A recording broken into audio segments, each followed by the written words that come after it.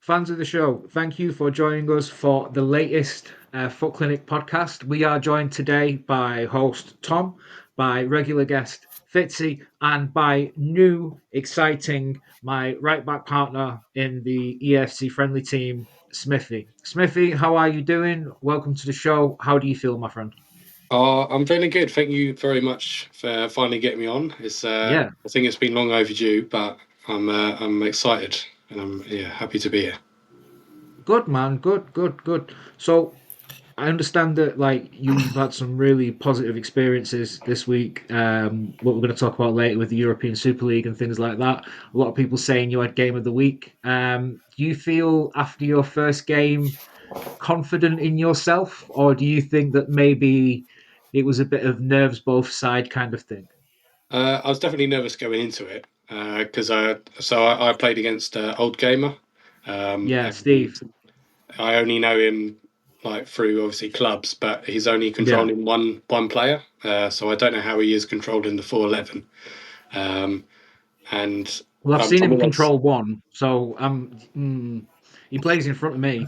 I've seen him play, so I thought it would have been a much higher score, but anyway, Yeah, go on. but yeah, I thought I played well given the team I got. I didn't have a lot of upgrades for the team, but I think I did well with the players I had.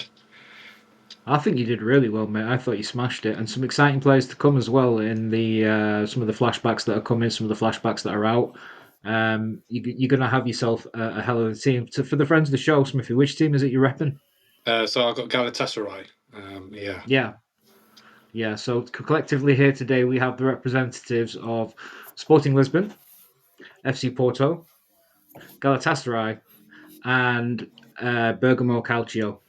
And it's great. It's great that they're here today. We couldn't afford the license. That's why Tom has to wear the shirt at a certain height, Yeah. and my fake Swedish shirt, which is just an Adidas shirt with yellow on it.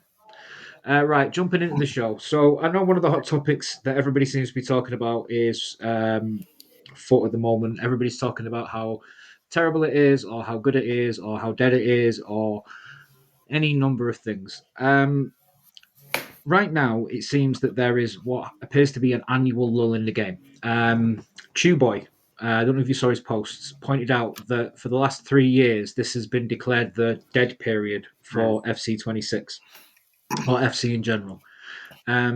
Possibly because the excitement of the new game is now 2 months in, possibly because of the games that have been released that are providing alternative routes to fun and probably possibly more rewarding routes to fun, depending on how you play the game. First off, Tom, I just wanted to throw this one to you.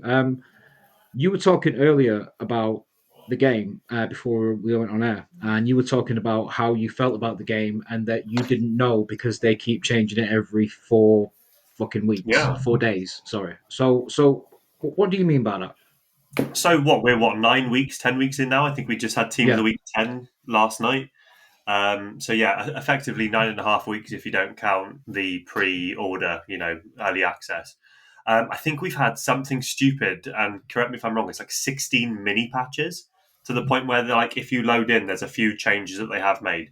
Not all for Ultimate Team or things like that, but just these small changes that you can definitely feel in game. I've spoken to a few people in the Discord, Chalum, I think it was, and I hadn't even said to him that the game feels completely different. And he said in the last 48 hours, specifically, funnily enough, since there was a little mini patch, the game feels different again.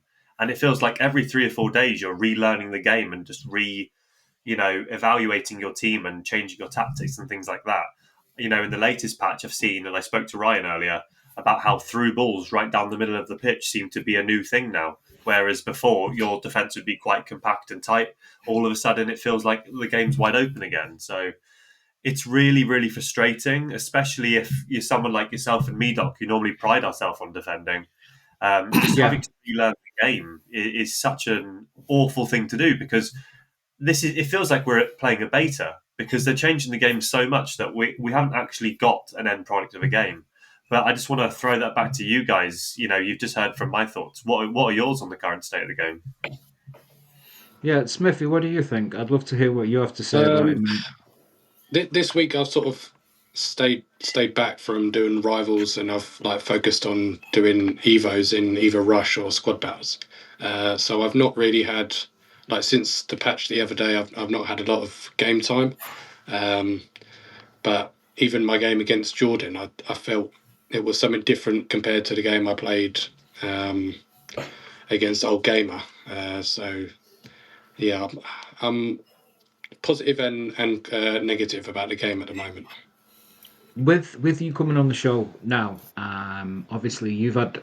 I'd love to know about your journey a little bit, because a lot of us started off positive, went negative, came back positive, and it seems that no matter where they improve the game now, they've done enough changes that nobody's happy.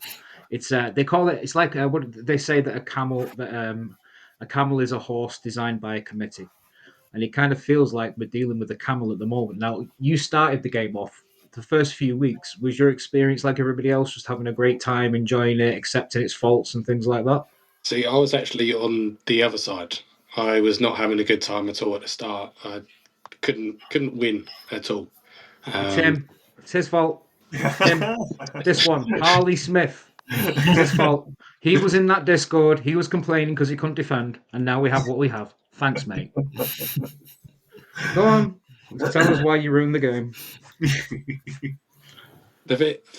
I know that, like, at the start of every year we're going from 99 rated all the way down to, your golds and your silvers, but it just from 24 to 25, I thought it was a really smooth transition. Although we had a big drop in performance, like with the players, I still think it was adaptable.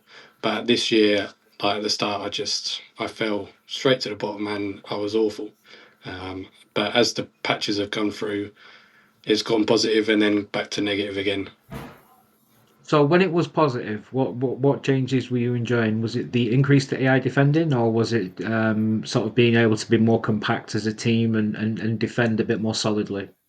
Yeah, I think the AI defender was a bit better, but I think my greatest positive from all the patches is just the passing in general, like the tiki taka. I just found that the runs that my wide players were making, but they weren't getting tracked, so it was easy to pass to them. And I was running through, scoring wonderful goals and playing really well. That's good, man. That's good to know. So I'm glad somebody had some fun out of it. I'm glad. I'm glad. But yeah, Smith is the problem. He's not. Please don't show him. Fitzy, you've been playing the game quite extensively. Actually, no, Smith. There's one more thing I wanted to ask you. So you've been playing squad battles. They updated the difficulty in squad battles. Have you found it a bit silly playing some of these games on professional and being like, this they shouldn't be doing this. This is a bit too much for what I want to do evos. No, well, I was doing the I think it was the Alex Greenwood objective that come out, and he had to assist with left backs and score with the women's Barclays player. So I put it on a low difficulty, thinking that I'll do it all in one game, and I couldn't get up the pitch with my left back. You're just getting tackled, and Yeah. the difficulty, even though I put it low, it was still harder to win. Good. I'm glad it's not just me, because I've been in there doing some evos and stuff, and I've been surprised at the difficulty level on squad battles, and we don't really get to talk squad battles much on the show, so I just wanted to get your opinion. Ryan, you yourself, you obviously you've been extensively busy in the EuroLeague, work grinding your team and all of that kind of stuff. Have you had a chance to play champs or rivals at all? And if you have, did you enjoy it? Yeah, so I'm probably in the minority here in that this week I managed to complete all my rivals, all my champs, etc. I haven't played a great deal of squad battles, but I never tend to anyway, not at any sort of competitive level anyway. Um, I think the word I would use for my FIFA experience at the minute is indifferent. In so much as that I'm not really feeling positive or negative towards it. It's more just sort of, it is what it is at this point. I am getting tired of this relentless back and forth of patches. And I hear what you're saying. I'm glad you brought up Chaboy's tweet or thread from the other day, because he is right. This has been historically a lull period. heading into sort of December and then inevitably Team of the Year. So I do appreciate that content-wise, we're at a stage where the hype has died off and we're in sort of like a no man's land in between. But for me, yeah, I'm just not happy with the constant back and forth of the patches. As you know, I offer coaching as part of the Discord. And that has been so hard this year, more than any other, to coach people effectively. Don't get me wrong, there are generic things which translate across more or less every patch. But the number of times I have gone to coach somebody or I've booked in a session with whoever, and quite literally the day before, a patch has dropped, whether it be a full-blown gameplay patch or a mini patch or whatever. And it's been so stressful to the point where I have said to Tom on more than one occasion, I've very nearly pulled the rug on coaching, not because I don't enjoy it or don't have the time, but purely because it was becoming so hard to manage expectations both for myself and for others when 24 hours before I'm due to hop online with somebody and help them out, the gameplay has totally shifted. Can I ask you a quick question then about coaching? Mhm. How bad are people's fundamentals? Pretty poor, if I'm being blunt. I always want, yeah, I always wondered that because there's so many people I come across when I'm playing who can do some amazing things with the ball, but they can't pass it or build play or do things like that, or don't know how to like get a body angle and things like that. Like, is that Mm. something that you encounter? And does patching also affect fundamentals? Patching 110% affects fundamentals. Examples would include, and I'm not necessarily referring to this year, I'm sort of going back historically. Um, the angles from which you used to be able to execute certain passes was a big one. You know, if we go way back to German crossing, once upon a time, that was the easiest thing in the world to do. It took no Yeah. skill whatsoever or no fundamental understanding of the game to pull that off. Now, damn near impossible. You can do it, but in very, very specific circumstances. Um, so yeah, it does definitely affect fundamentals, even down to things like, 2 weeks ago, I would have been telling people don't control your centre backs, utilize, and it is the meta rat way, whatever you want to call it. But it would have been a case of leave your defence alone; they will cover themselves. For the most part, use your DMs, use your fullbacks if you really have to. Second round press, all that jazz. Patch comes along, that's upended, that's gone. To some degree, it still sticks because there are going to be situations in context that still apply, but that's no longer the default setting.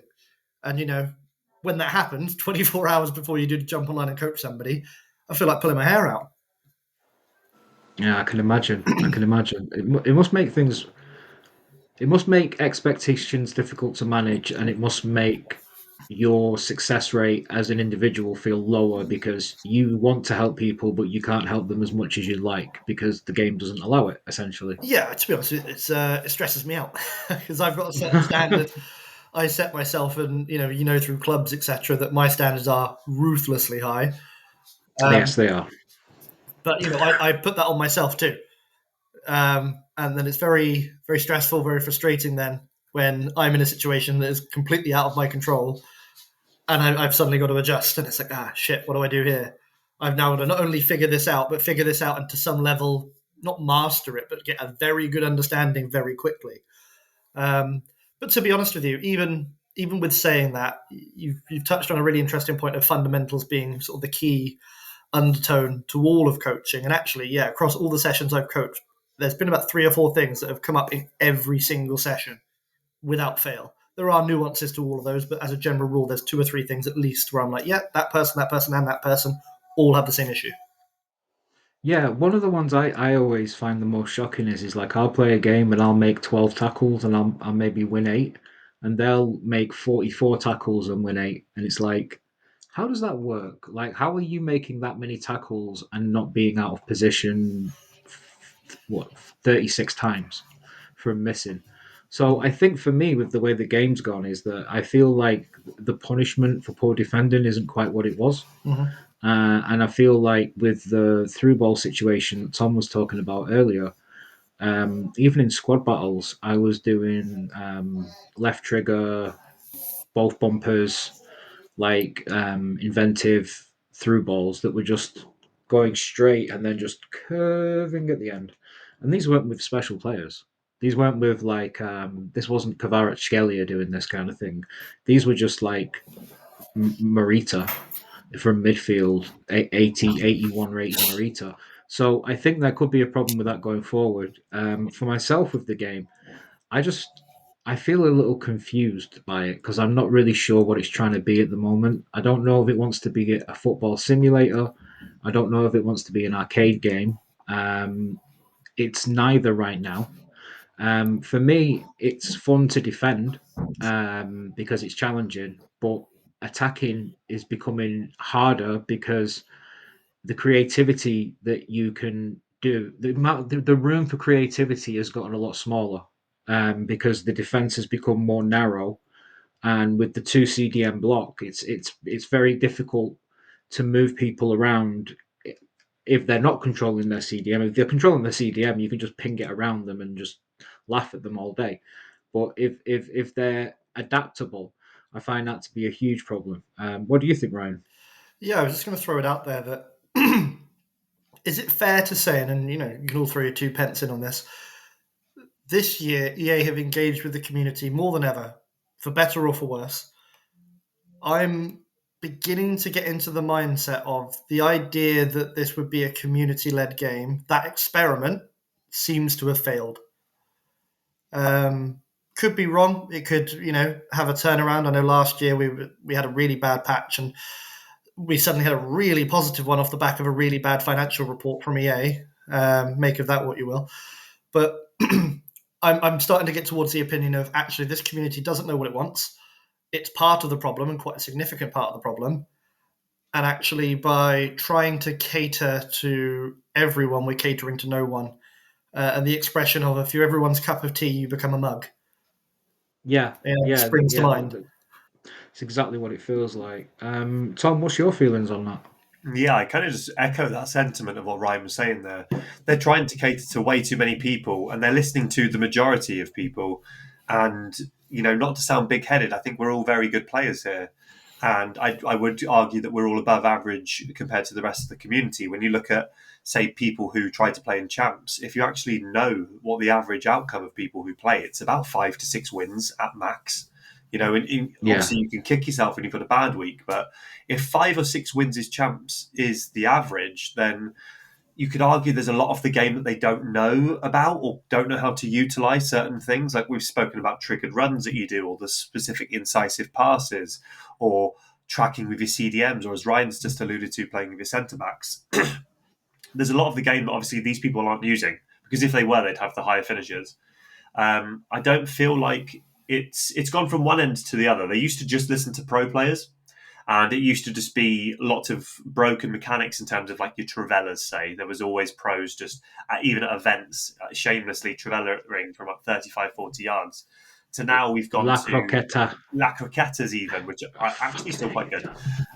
But there's the community now, as Ryan said, they don't know what they want. And I also think that EA have got a rod for their own back here, because they've gone from one extreme of no communication with us at all, just dropping a random patch and they tell us on Twitter 5 hours before, to now they're running weekly polls and almost creating problems in the game itself, because they don't need to be checking up on the community as often as they do. I know AA9 Skills has done a video in the past week or so just saying that EA aren't even giving people enough time to adjust to the game. Because, as I said, there's been however many large patches or mini patches. Of course, people don't know what they want, because every 3 or 4 days there's a new issue that's arising from EA putting out these give us all as much feedback as you can. They're creating way too much, work for themselves. Just give us a patch, let us learn it, and over time, let's see all of the flaws. Give a detailed account, as you would in real life. If you do any form of case study, you don't just do your field research for 2 days and then hand it back and then change on that, because you haven't done extensive research. This is the issue with the game at the minute. They're listening to too many voices and they're not the right ones. I'm not saying to completely disregard, all of these people in the Discord community chats or on X, but you need to have a fair point of, right, let's listen to the pros because they're the ones who consume the game the most. Let's listen to the community in a way, because obviously there are still some broken things. They've created too much of a problem with themselves, and I'm just unsure whether they can actually clasp it back, because 16 patches in 9 weeks is just too much. So, Smithy, I kind of feel like in this room full of fanatics that you unfortunately have been promoted to the rank of moderate.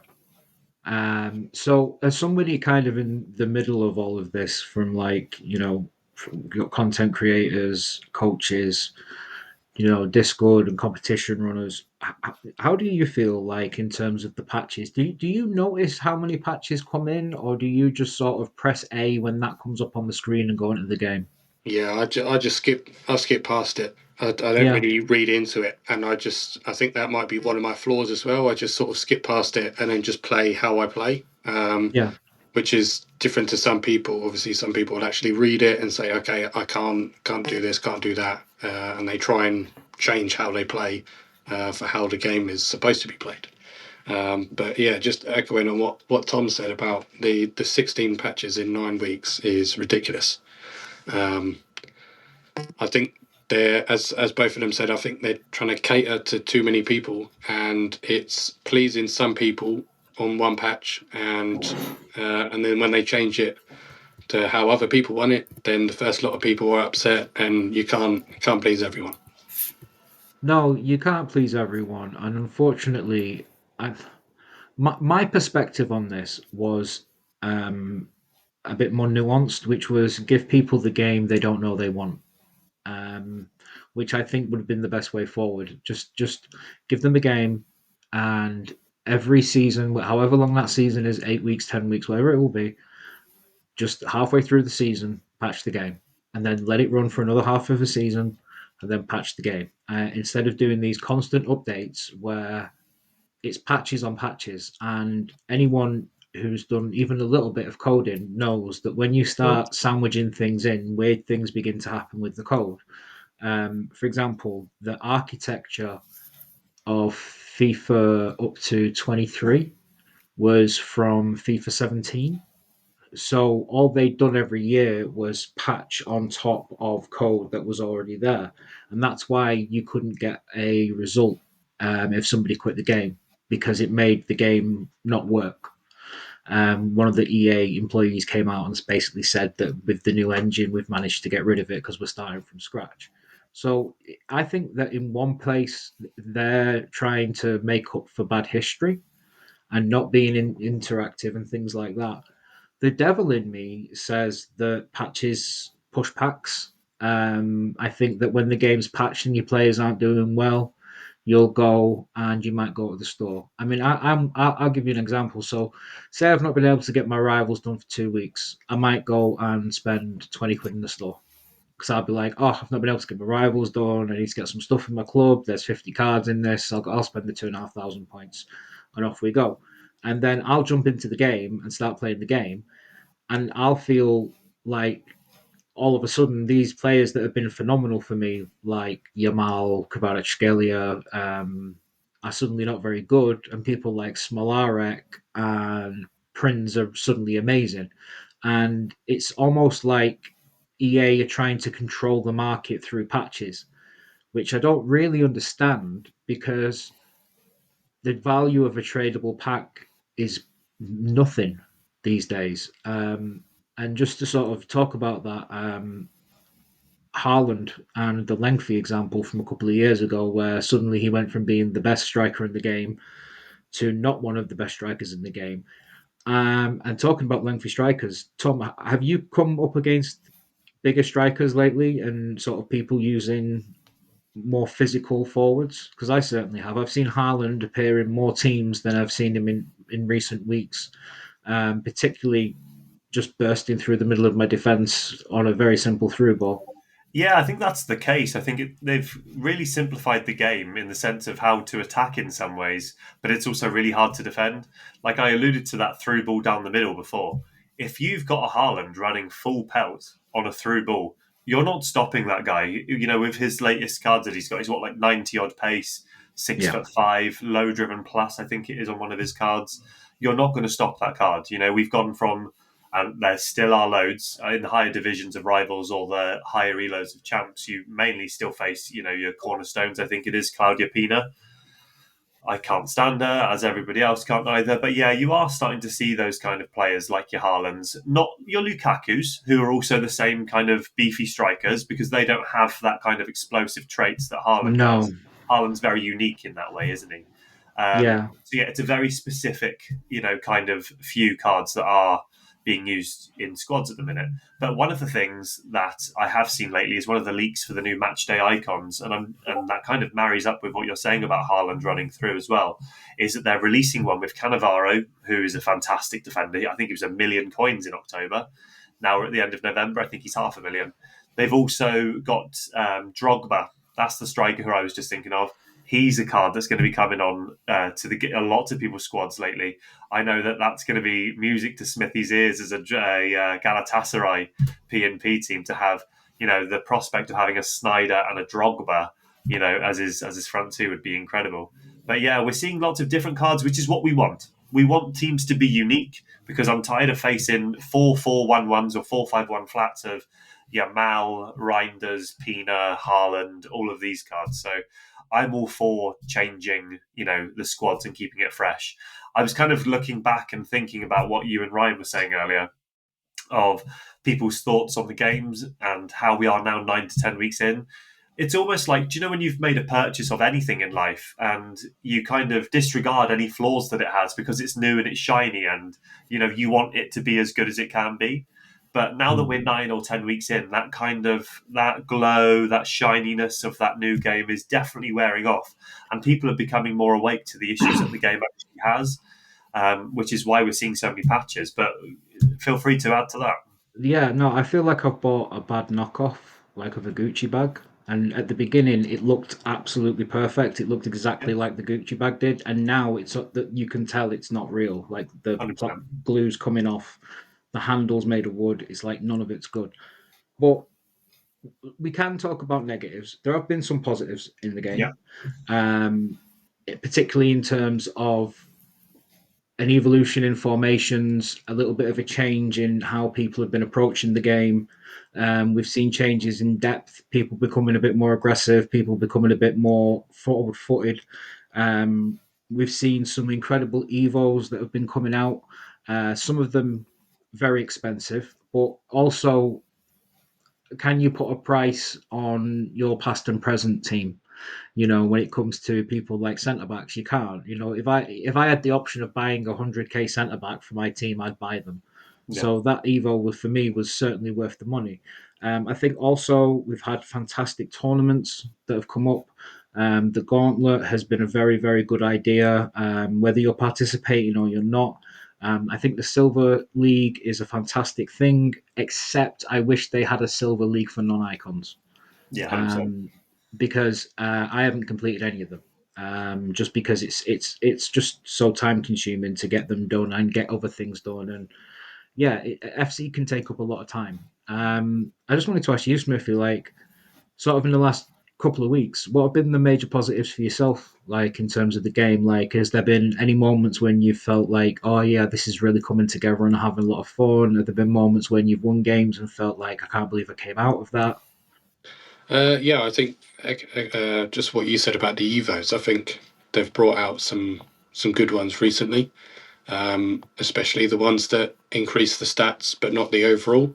I think they're probably one of my favourites that they've brought out recently, and the gauntlets. I think that, as you said, it's a great idea.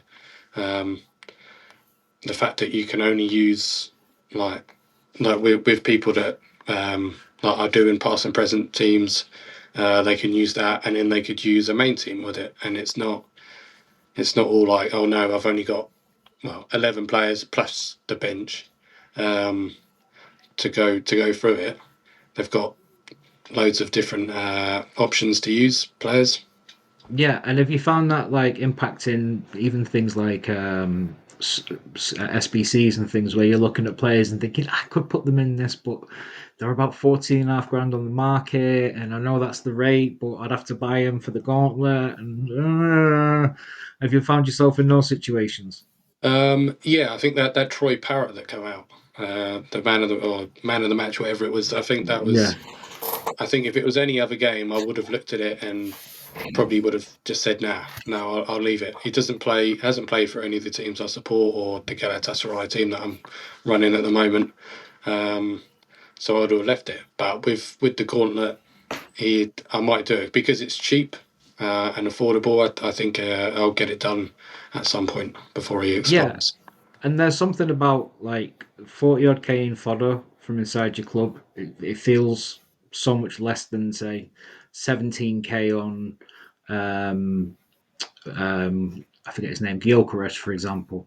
Like that's just the card off the market, but that Troy Parrott card's got something special about it with the stats and the way that he's moved. And obviously, I don't know if you remember the card from either last year or the year before, but he had a crazy card a couple of years ago as well. So yeah, I can actually see what you're talking about with that. I have a tendency to do some of the smaller SBCs myself, just because I'm like, one day that might actually turn into something useful with Evos and stuff. Ryan, looking at you, what if any positives out of Ultimate Team have you been able to take in the last few weeks yourself, or are there any in your opinion? Okay. I would say that I don't know whether you call this a positive or not. Because of the way patches have been delivered, it has forced me to reflect on my own game more than ever. Because I'm constantly in this state of change. Some people maybe that is a negative or positive. I guess it depends on the type of person you are. For me, I'm leaning towards positive. Yes, it's frustrating, and I don't want it to be the case year round. But at the same time, it has allowed me to sort of pick holes in my own game, improve myself, seek out ways to get better at the game. And as much as I've complained about it, with coaching, it has forced me to be very, very, very, very prescriptive in what I ask people to do and really hone in on the fundamentals that seem to transcend every patch. Because there will always be new things and new exploitative measures that come from each one. But what are the underlying key mechanics which have remained across all of them? If you can find those and develop those, then, regardless of what patch comes out, I should be able to help those I'm trying to coach along the way. That was beautifully philosophical, by the way. The way you said that sounded like Plato talking about FIFA. It was beautiful. It was beautiful. I wish I'd recorded it, and then I could share it with other people. I did record it. That's fine. Is FIFA the cave? Are we in the allegory of the cave? Is that what's happening? Yes, we are. If you want to find me, I shall be out the front in a jar, pissing on the king. That's the kind of philosopher I would be. Diogenes for life. Tom, I can't remember if I asked you about any positives about the game. Do you see any positives in the game, or are you just done? Quite easy to just say I'm done. But the one thing, I'm ever the optimist normally. I'm in a bit of a lull at the moment, as I think most people are. I think for accountant, I watch his videos every day, gospel at 6 a.m. when I wake up. That's one of my things I watch just to start off my day. And he kind of put it in the way of the game. It has peaks and flows, it valleys and peaks. So at this moment in time, we're in a bit of a stagnant valley. Nothing's really happening. It's a bit of a lull, as we said, which kind of almost gears up the anticipation for better promos in the future. So looking at the current promo that we're in now is FUT Captains.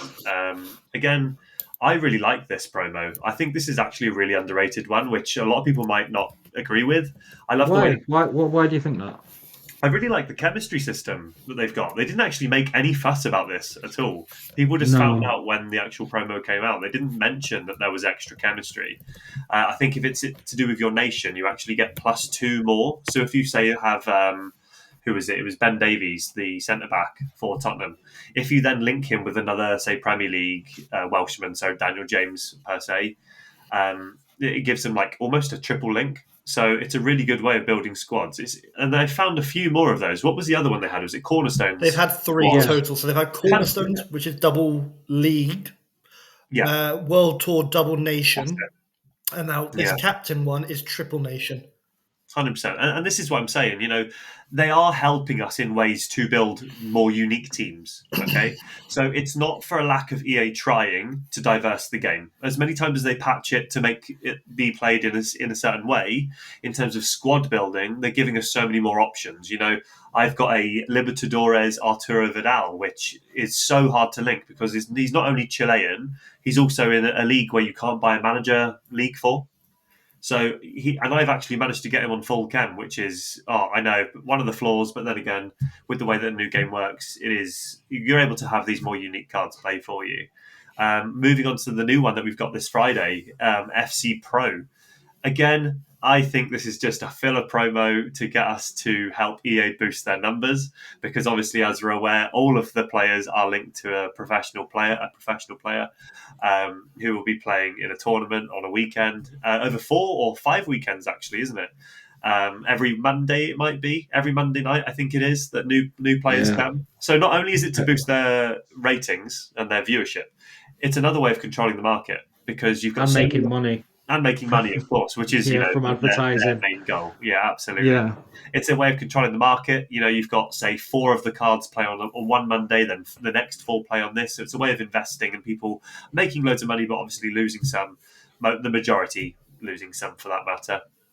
I find it the closest you can possibly come to actually gambling in this game. Oh, it is. 100% the pro cards. It's the loopholes they find. Yeah, I've been sat there watching the games, and somebody will be like, "Oh, I bought 50 of these." Yeah. And then they'll score, and all of a sudden the price goes double. Yeah, absolutely. And it's like it really is like Vegas kind of gambling. You're betting on these professionals to win their games, so that you can either have a better card or cash in that card for more. Yeah. But if they don't, you'll lose as well, and this is lose big. Absolutely, this is the thing. They bank on people gambling because it is an addiction at the end of the day, and a lot of people love the thrill of it. The best piece of advice I can give to anyone is selling the hype. You cannot go wrong. Obviously, you can lose out on some coins of potential, but 9 times out of 10, like we've seen for Evo leaks, it's best to sell beforehand. I think we had the centre-back 100k Evo that came out, and Araujo for Barcelona was 8.5k, and his max is only 10. When that Evo came out, he dropped to 1.5k. So you can see all of the selling and the hype does work for those things. But the one thing that normally happens is when you are playing against EA and you gamble against EA, 9 times out of 10, you're going to get stung. And what do people do when they get... exactly that. What do people do when they lose coins on this game? They buy packs. Okay, so it's all a way of just a repeated cycle of them making more and more money. What are we now, boys? We're 20% into the game? Yeah. And we're already feeling, and we know what's coming. It's the same recycled stuff every year.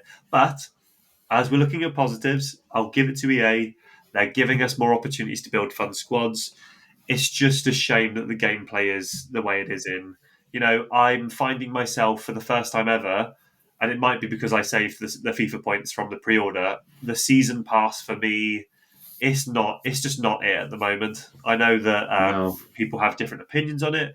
I have got a really interesting theory on it now for the upcoming one. But before we go on to that, I just want to hear your guys' thoughts on the current season passes and the one that we've just had as well. Yeah, Smithy, was there something you'd like to add, my friend? Just echoing what Tom said about the season pass. I think the coins, it's overpriced on the coins, but with the FIFA points, I can see there being it justified. But I think the one that's just been, or the one that we're currently in now, I think it's overpriced for both. The packs that I've got, I've not actually brought it. I've just got the standard one, and like the packs in there are not very good. And even looking at the upgrades, I can't justify spending that much on there. Even at level 30, that Fabinho, it looks a very good upgrade from his gold card, and I would like to try him, but I can't justify spending I don't have the coins, so it'd have to be FIFA points on it. No, it's not justifiable, and the way in which they've hoarded XP, and put it in places that force you out of Ultimate Team, which means you're doing things where you're not earning coins, which is what you if you're not playing pro clubs, it's what you're playing the game for. You're playing it to earn coins, to get better players, to improve your team, to have more fun. And with the season pass, they've made it. I don't think you could complete the season pass if you completed every Ultimate Team objective.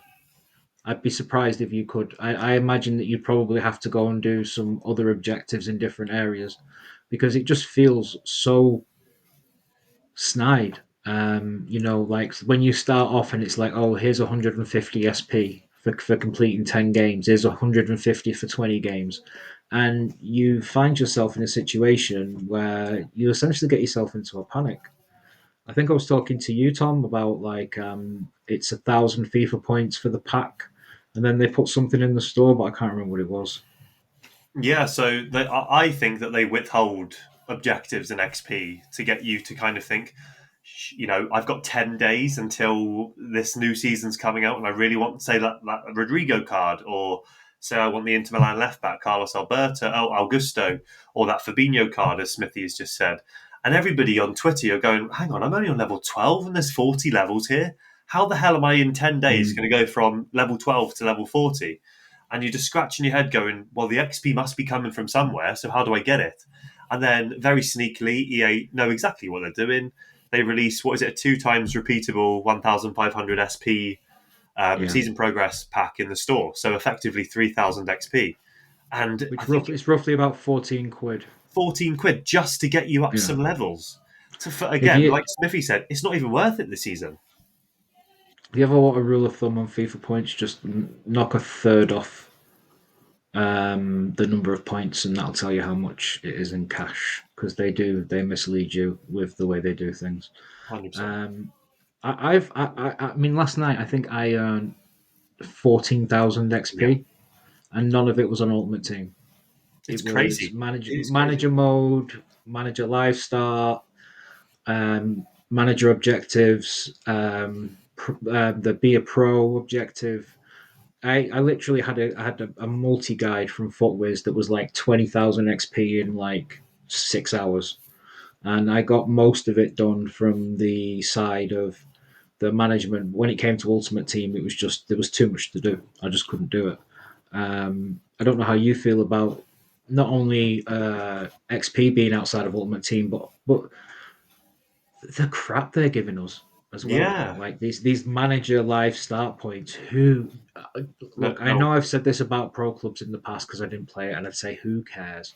But genuinely, and I do mean this, like who cares about these player start points when you play Ultimate Team? I don't know anyone who plays Ultimate Team and Manager mode. No, they haven't got enough time. If they're serious players of both of those game modes, you're not going to have enough time to physically do it and live a normal bog standard life.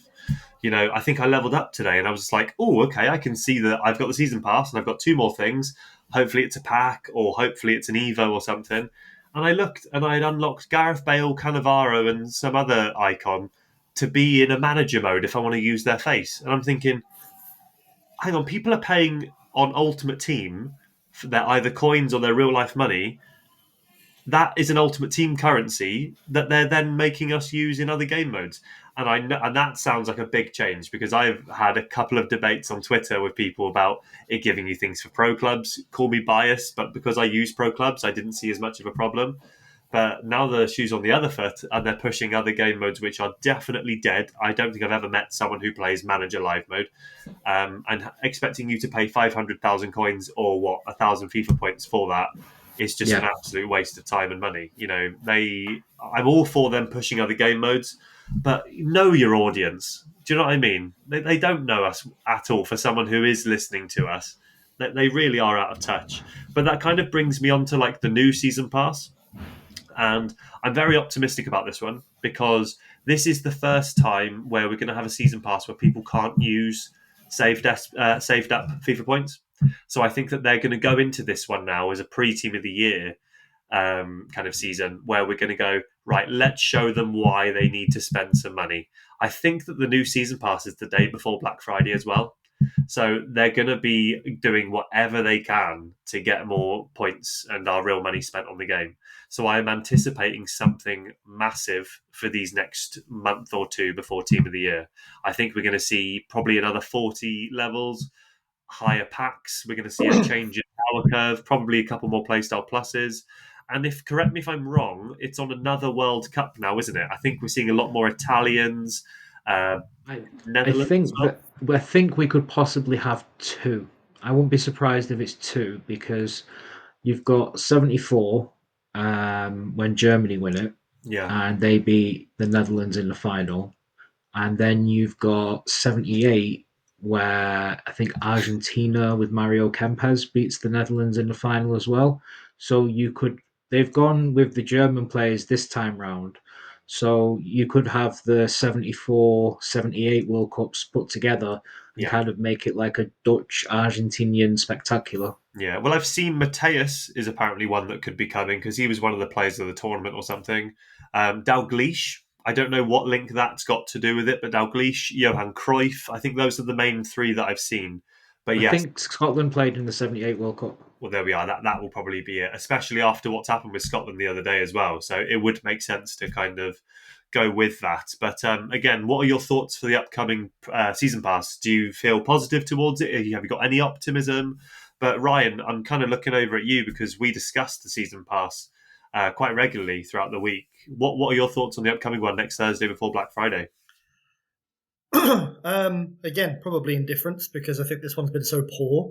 I expect a response from EA, or rather, I hope for a response from EA. Not literally, but obviously in terms of the content that's in it. I'm actually really shocked, and it literally only occurred to me in the last minute or two that, to my knowledge, we've never had a season pass that gives you FIFA points back. And I think of every other battle pass or season pass that exists in every game, Fortnite. You get coins. Well, yeah, you get some sort of in-game currency. It doesn't have to be Yeah. the coins in-game. And I actually think the cynic in me would be thinking, right, well, stick 500 or 1,000 FIFA points as part of the pass. You lock people in to play your game because they want to earn that. And also, you're introducing people to the idea of spending, points on the game further still. You're incentivizing that idea. And, going into Black Friday, and again, I'm speaking purely from a sort of really bastard capitalist view here of like, I want your money. The best thing EA could do would be like, hey, here's the season pass. It comes with the following sort of increments of FP points. People would go nuts. People would love it. They'd be all over it like a fly on shit. Even if they gave you just 500. Yeah, because people are like, well, I'm basically getting it for free. Like, no, you're not. 500 FIFA points to you and your money is not the same as 500 FIFA Yeah. points to them. Not even close. Yeah. I actually feel like Smith has got it right. I think, not buying the pass was the right move. Yeah, I I think agree. that, I was not playing for fun this morning. I had some issues, kept me in bed. I was able to stay up late. And I wasn't enjoying it. I wasn't like, ooh, I'm having fun. I had to play as Liverpool. I had to win a trophy, but it won't register the charity shield as a trophy. So now I've got to win an actual trophy with the club, and I'm just sat there and I'm simming games, and I've got it on no sacking, and I'm like, why am I doing this? And I'm doing it because I spent money on something, and now I feel obligated to get my money's worth back. I don't feel like I'm grinding the game. I feel like the game's grinding me. It's like, let's keep you on here for as long as possible doing things you don't really want to do. You had a full Because head of I'd hair to rather start this year, mate. I did, but that's got nothing. That's just children, life, and a very active puppy. Well, she's not a puppy; she's 5, but she's always a puppy to me. Um, yeah, I wish I'd never bought it. I genuinely do. I would rather have spent money on. I would rather have bought the gold XP in Pro Clubs with the points than spent it on this because I've not packed a single thing from it. I don't have a single player in my team from any of them. The only player that's in my team that's come from anything is Reece James. who's my right back, who's still my right back because I think he's still a great right back. But there's no players in my team from any of that stuff. All I've got is um, even Jared Bowen was an SBC. Just thinking about him, like they're in gauntlet teams, you know. So for me, I just feel like the season pass one has been really really poor. I think that the XP has been hoarded in a way to get people to come on the game this week in the build up to Black Friday. I don't think there are any accidents when it comes to EA and planning when it comes to money. I think that it's them themselves um, essentially managing the flow of the player. So, for example, Black Friday will bring people back because people will be like, oh, they'll have special offers 10 coin packs, 30 coin packs, silly SBCs that are cheap, unlimited icon SBCs, and things like that. But passing it around, just throwing this one to you, Smithy. To get you to buy it, what do they need to include? Like to get you to spend money, like but spend the £8, get the FIFA points, and then just be like, okay, I've spent £8. All I heard was Mr. You Krabs. know, There was money, money. Arr. That's all I hear in yeah, my head. money. Um, what would entice you into it? Would it be more pro club stuff? Would it be less managerial stuff, or is it for you? What is it? Is it packs? Is it players? What would motivate you into parting with your cash, I not your definitely think coins? packs, better packs. Like there's some in there that I think there was one that I got yesterday that was like an 80 plus times two, but it was only Brazilian players, which I understand is the theme of uh, the past, but like they could have added a few more in there, or um, yeah, more stuff around the theme, but and less of that managerial stuff as well, manager stuff and player career. I think what Fortnite have done well is that they've done different battle passes for each game mode that they do, and I think that EA could possibly bring that in, and have maybe shorter passes, but have like yeah different passes for different game modes. And I think that would give them more money in as well. See, I've always felt like a 4 week a 4 weeks season with two promos in it wouldn't be a big issue. Like I've always felt like that would be a cool thing to have, and I think that there should be promo cards in the season pass myself. I think that would probably entice people to want to be more involved with them. Tom, what do you think? Yeah, I think Smithy's come at it with a really good point there because I know he's quite an avid Fortnite player, and they are kind of like the game that prioritizes a lot of season passes. So I didn't even think of that. Just having a bog standard, right? If you love this game mode, have a season pass for this. I would certainly be more inclined to have one for pro clubs where you could work Mm. towards a playstyle bonus, or whether you could work towards getting a couple more skill rank points so that you can put that on your player. I think that would be groundbreaking for those pro clubs players. Could you imagine working towards, say, two to 4 weeks, just knowing at the end of it you get an extra like 50 to 100 points to put on your pro? That would be game breaking. I know you could, obviously we're cap on it because that would be a bit too much. But I'd be much more inclined to say if they had a promo every 4 weeks, a season pass, I'd be more inclined to chuck a fiver at that instead of paying a tenner for the same season pass that lasts, say, 6 to 8 weeks, because it does get bland, it does get boring, and it kind of also that would break the cycle of, do you know, when you finish the season pass early and you're getting all of this XP and it's saying in the top corner, even though you're level 40 out of 40, oh, you've leveled up again. And we're always saying every year, if you have finished the season pass, that is, that you should have something else for that. Do you know what I mean? If you say you're level 41, 42, you should get something extra. So I think that would be a good way of combating. So fair play to Smithy for bringing that out and making that link from Fortnite. Yeah, Um, and just I wanted to throw this one to Ryan real quick as well, which is like whenever the season pass comes out, we always look at the players and we go, "Oh, Rodrigo, level 40, great. I'm going to work really hard to try and get that card as soon as possible." It kind of feels like they've made that card average for mid-tier cards, like your sort of Mo Salah gold card kind of thing. How do you feel about that? Do you feel that that's a bit dirty from EA to hoard the XP and keep these better cards away from people? When in reality, if they'd brought out a fairer system, people would have had the cards sooner and maybe could have enjoyed them. I just for EA, I can see from their point of view, and I don't think this is a reasonable response, by the way, but I can see them when we're protecting the power curve, like we said we were going to. you know, because they made a big song and dance about right this year we want cards to hold their value better and this and that, etc.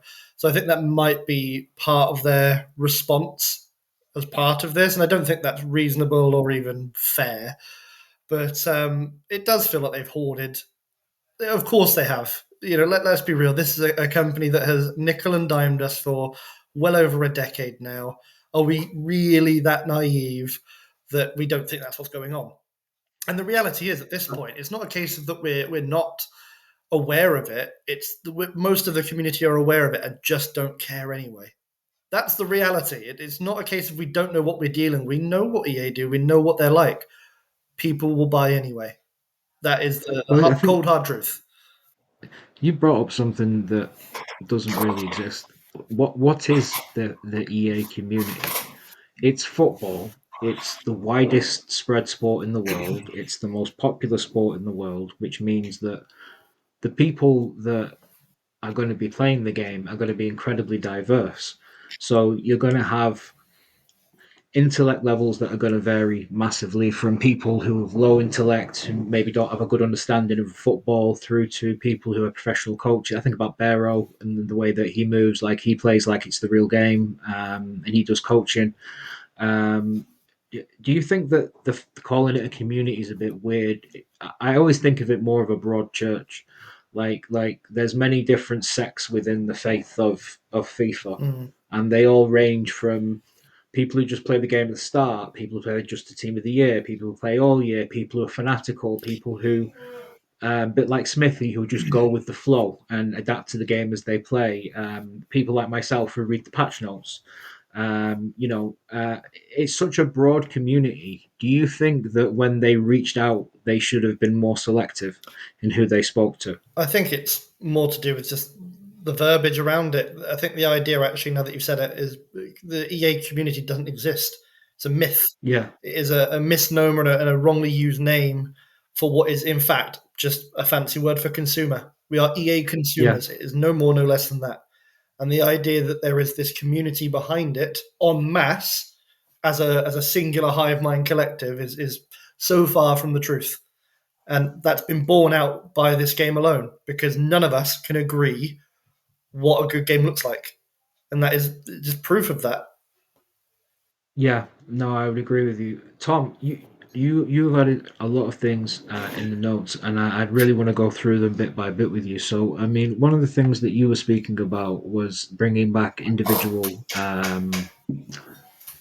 bringing in play styles, cosmetic chem boosts, which have been great for the past and present. You were also talking about potentially bringing back XP for individual matches to help people with the grind. Let's start with the first one.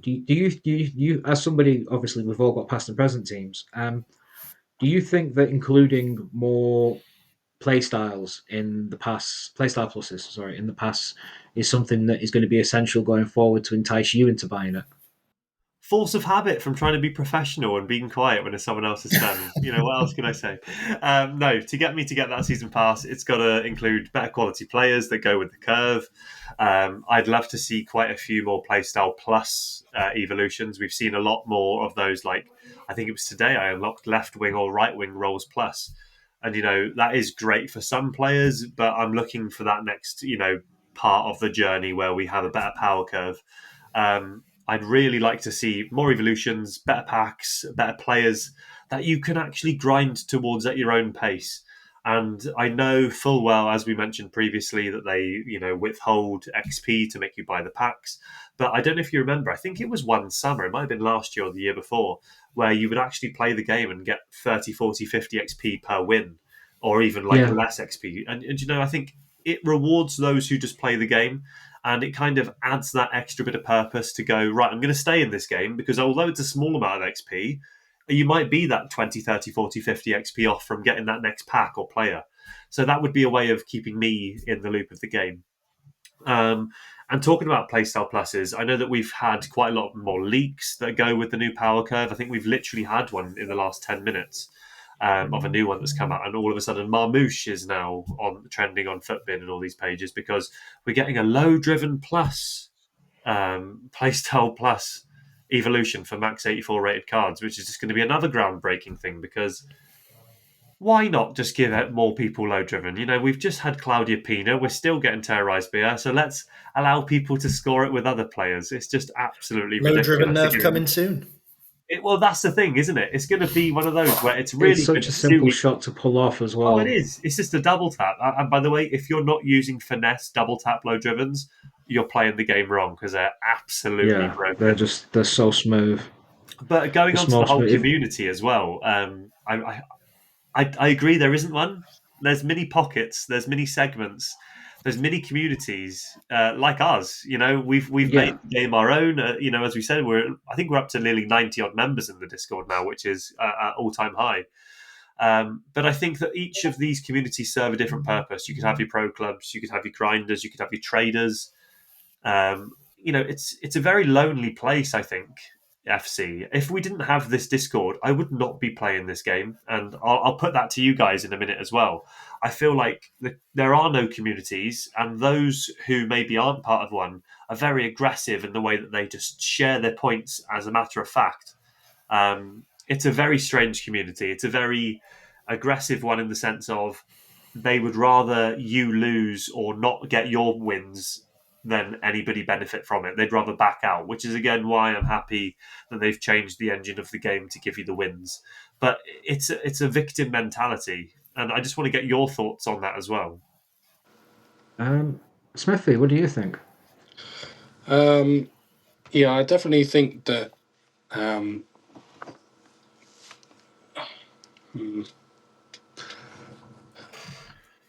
It's a Come tricky back to one. me. Let me think. It's a tricky one, isn't it? That's okay. Because we are lucky in the sense of we've got a community that we're part of Yeah. every day. And again, I feel like if I didn't have this where I could talk to you boys every day, I would be put off and I wouldn't want to pick up the controller. Do you guys agree with that? Or do you feel like no matter what you'd play? I'd be more disenfranchised with the product because I think it's quite sick, but there's almost like a sense of unity in the shared suffering. Yeah. It's almost like I think it's shit, but do you know what? So does everyone else. So that makes it slightly less shit because at least it's not just me. Yeah.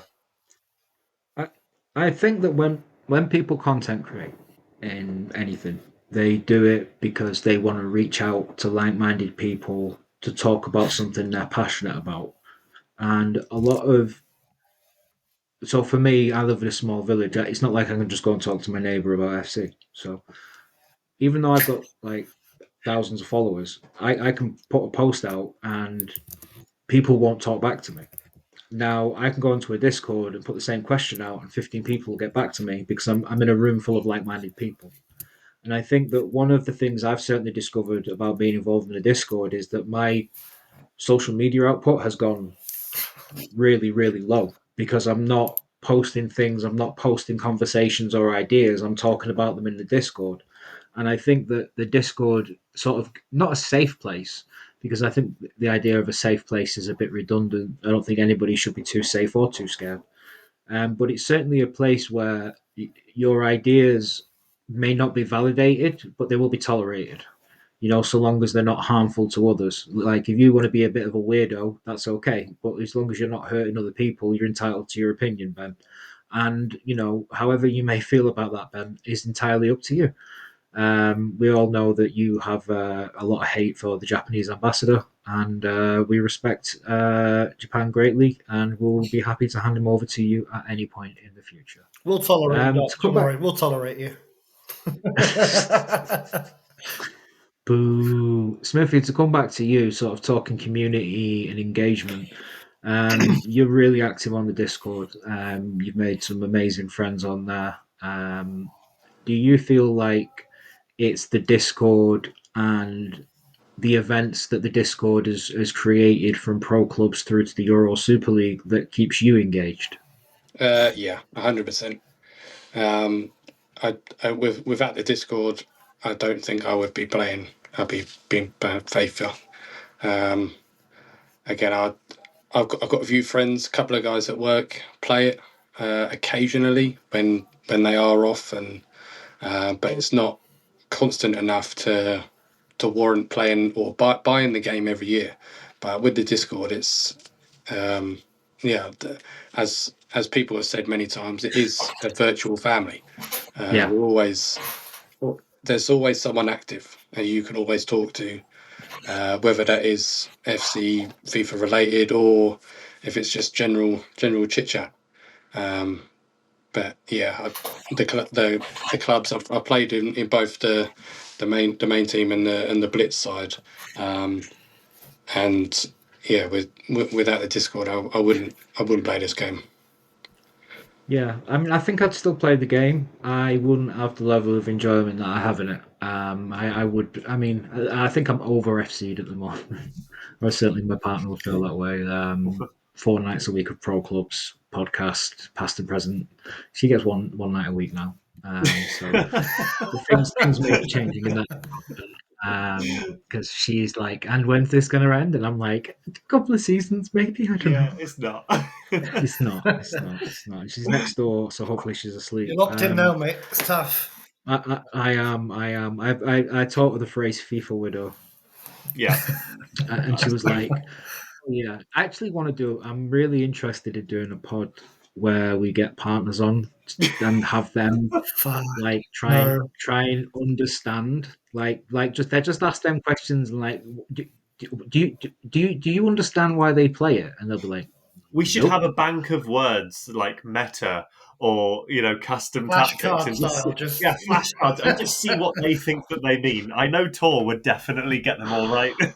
Not only does she hear me, as we know from previous episodes, me randomly shout people's names like Griff, as my neighbours also know me screaming other random blokes' names for scoring goals in clubs, that is, not for just any other endeavours, shall we say. But yeah, no, I'd be well up for inviting Tor onto a podcast because she would, I think, rip the game apart because I think she knows exactly what's wrong as well. Yeah. Oh god. Yeah. No. Yeah. 100%. I found out that I talk about it in my sleep. That I talk about sniping cards. Doc, I think you need to go to the clinic. and bounce backs and things like that. And she was like, yeah, you were really aggressive. And I tried to wake you up about it. And you were really annoyed about losing out on some icon card. I was like, oh. As long as you didn't use Slide Tackle Plus or Bruiser Plus in the bedroom, then we're all good, mate. No, that is 100% not me. I will find those people, though, and I will make your life a living hell. I just wanted to jump in there, though, with regards to something Doc had said just beforehand of I'm all FIFA'd out. First of all, no, you're not. We've got Pro Clubs playoffs coming up this week, so you don't know the half of what I've had to do for that. You can park that shit at the door. You want to bet? Do you want to know the truth? Which is this? It's my niece's birthday on Sunday. Ah, bless her. The party is 1:30, well 3:30. If I go, I won't be able to play. So I'm like, can I get her a little gift? And you just take it. Yes, not. So wrong thing to do, by the way. Absolutely the wrong thing to do. But now I'm not going to my 4-year-old niece's birthday party. I'm just going to jump in here. Important. This is what you do, Doc, right? You bring the party to yours. You teach her how to play the game. I recently had my nephew come over. Shout out to Toby because he absolutely loves the YouTube videos. The king.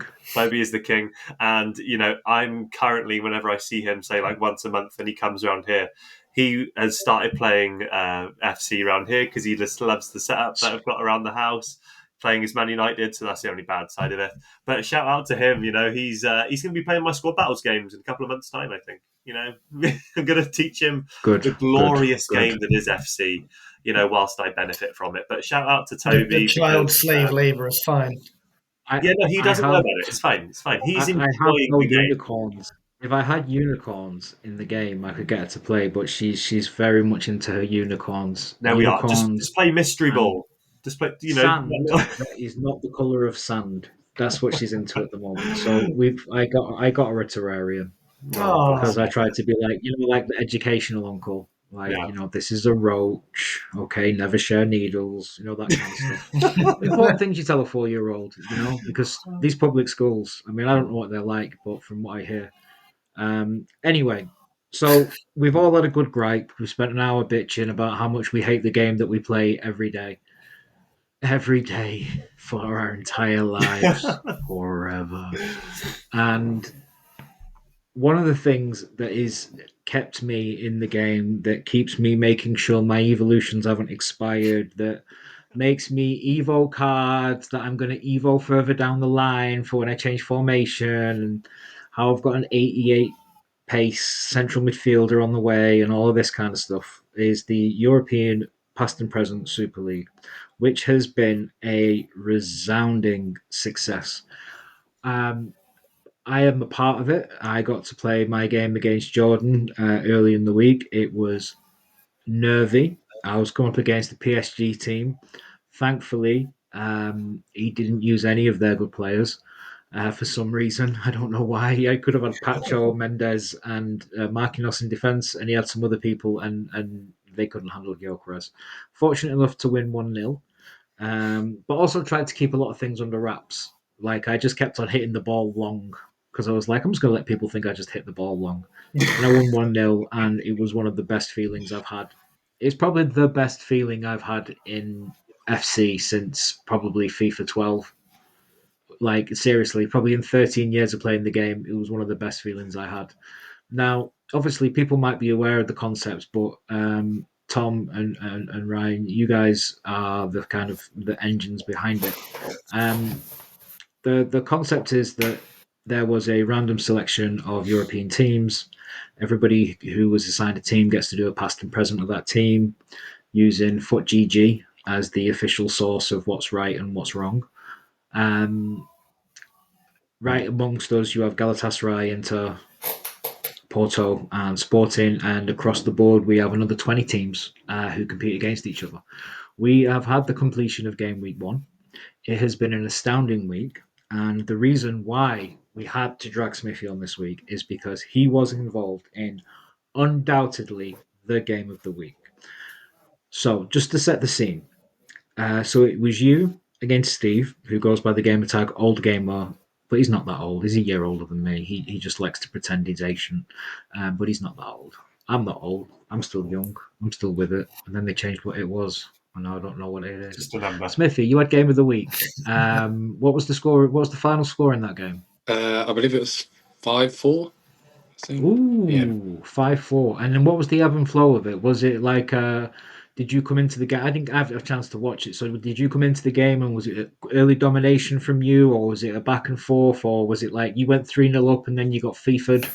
I think I went 2-0 up, and I thought that I had the game in the bag. I thought it was going to be an absolute, like, just run through his defence and score all the time.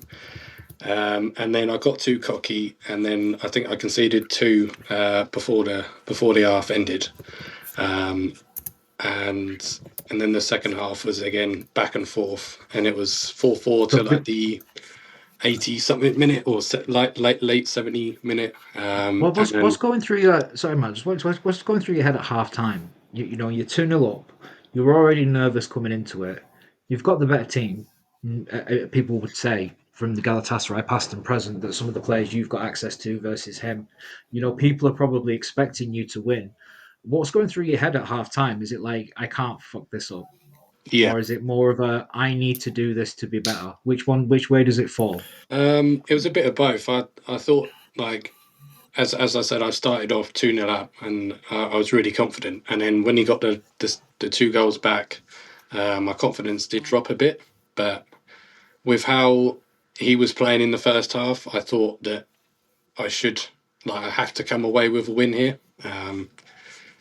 Just with how we play differently. But I just couldn't seem to score again before the half ended. But yeah, when half time came along, I just sort of leant forward, and I was ready to go again for the second half. Did you find yourself making any tactical changes at the half time? See, I don't really change the tactics too much. Once I've got like tactics set at the start of the game, I just keep it that way. Like I don't go to 5 at the back or anything like that. Yeah. But with my with the bench, they're all like gold cards. Like still, there's only one upgrade that was on Wilfred Zaha, but his stamina was really low. So I waited till a little bit later on in the second half to bring him on. But I went straight back into the readied for the second half. And can I just jump in there as well? Because Smithy, you're one of the only players who actually was bold enough to stream their game.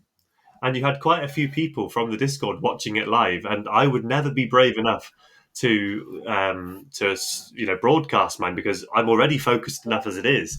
Do you feel like, obviously, I was one of those people in the chat hyping up both of you lads. I've got to be impartial, obviously. But does that add any pressure to you knowing that there's people? It did add a bit of pressure. I think if I didn't stream it, the game could have gone differently. I probably could have played a little bit better. But knowing that I had people watching over, it put a bit of pressure on the game. 100%. I was determined not to have my game streamed, and then Jordan streamed it, and I'm like, I'm going to be exposed as a fraud. Like I make tactics for people, and then they're going to watch me play this game and go, I'm not using anything that guy. He doesn't know how to play. He's a fraud. So you coming into the game, did you go 5-3 up, or was it 4-4 and you scored a winner? I think it was 4-4 till like quite late on. I managed to send Osherman on a run, chip through ball, and a nice volley to finish it. And I believe it was the second goal in the highlights that Tom uploaded on TikTok. Yeah, I saw that Osimhen goal. I thought it was really good. I've used him as well. He's a hell of a card. Yeah, that was just his gold card, and I was gutted to not get his upgraded card. But after the game, I thought it's probably not even worth trying to get it. Yeah. For a +1. No, he's one of those special cards. I mean, Tom, you watched the game. What was it like for you as a fan? And also as someone, I mean, I don't want to put the business head on here, but as somebody who's trying to create something, mold something, tell a story, was this a gift for you as a content creator? Yeah, this is the whole Eddie Hearn boxing moment of you're never going to lose out on a really good deal here because I know what Smithy's like. I've seen him play on Twitch before, and I know he can absolutely smack people about on the game and just score 3, 4, 5 goals, which we saw him do. We've seen, obviously, he went 2-0 up. It was dragged back to 2-2, 3-2, 3-3, 4-3, 4-4. And then to get that winning goal, which, in my opinion, I don't know about you guys, was the goal of the week because to hit a volley that sweetly in, the 85th or 86th minute, to have the cojones to actually just think, I'm not going to run through and finesse it or low driven it. I'm just going to leather it and let it go in the goal. So fair play for you to give that goal a go. But yeah, it was an absolute fantastic advert for the PNP Super League. And what I find with it, and I'm sure that you guys, because we've all played a game now, some of us too, gatekeeps Smithy's second match, but I think we are having quite a contender on our hands with Smithy here. He's going to go under the radar, but we'll get to that in a bit. I find, and I've spoken to Ryan many times about this, that a lot of people will play differently because either it's broadcasted or because you want to have that reputation within the Discord or Twitter for being this, no one's going to beat me. It's all about the whole, if I lose, then, oh my God, people are going to grill me. I certainly felt that way. I played against William, and that is one of the hardest matchups that you could get in game week 1. When the fixtures come out, I was just like, oh, who's Doc got? Who's Ryan got? Who's Smithy got? And I was so focused on everybody else because it was all on one live stream. And I went, right, let me just see who I've got. Let me look at my first 2 game weeks.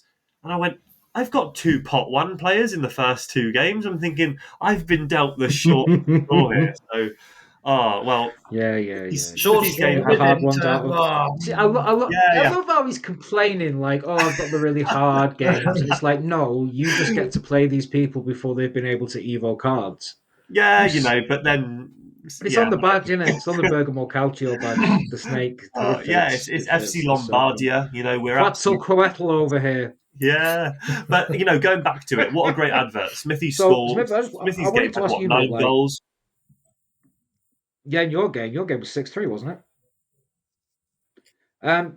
Smithy, your experience of game week 1 was quite special. You've had your game week 2.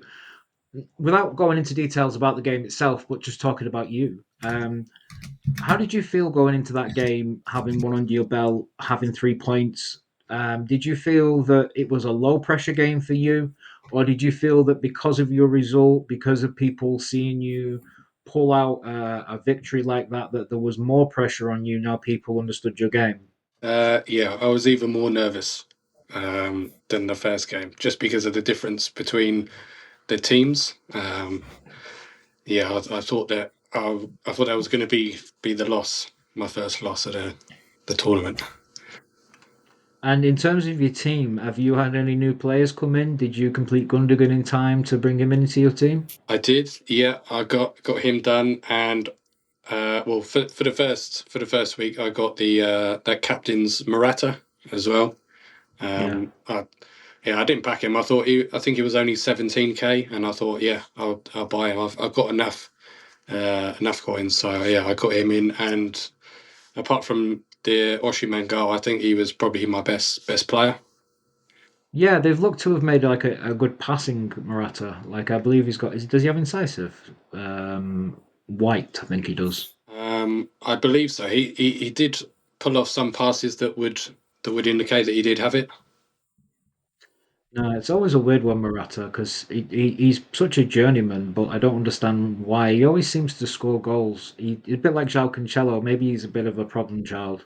Who knows with that kind of one. And really, sort of talking about the first week, we've heard from Tom. Ryan, I'd really like to hear from you because you came up against a tough opponent in Bertie, who is known for getting good records, good results on weekend league, a very consistent player. Historically played a very conservative game. You came up against him just coming all guns blazing 3-5-2. So how did your game go in game week 1? And firstly, how did you feel going into it? Did you feel a lot of pressure on you? Yeah, two things to say to that really. First of all, super nervous. Tom will tell you the same. I even said to him on multiple occasions, I was like, my God, I'm like in all the weekend leagues and everything I've done, this is the most nervous I've felt. Maybe it's arrogant to say this, but I do feel like there are targets on certain people's backs in this league. I put myself in that category of definitely like, hey, this is a scalp you want to claim. You know, you take one of these out, and it's suddenly like, whoa, you've got to be taken seriously. And it's only week 1, which is so stupid to say. And obviously, running a Porto side as well, I've had to really dig deep with the Evos and maximize everything as best I can. I like to think I've done a good job of it. But going into it, I was worried because I looked at Bertie as a banana skin. Now, I spoke at length with Bertie. It was actually a really relaxed game for the most part, which is weird to say because we were on mic with each other the whole time. We were just sat there chatting and chilling. And I don't know if that made things better or easier. I really don't know. I don't really have a point of comparison at this stage. I do play Josh Does Games in an hour. So I'm very, very excited for that. But as far as Bertie goes, he was a complete gentleman about the whole thing. I went 2-0 up inside about 15, 20 minutes. And then from that point, knowing the way Bertie plays, etc., I was like, right, just coast. Don't do anything dramatic. This is not the game week to go and try and score 5, 6, 7 goals. This is a game week to get your 3 points and get out whatever that looks like.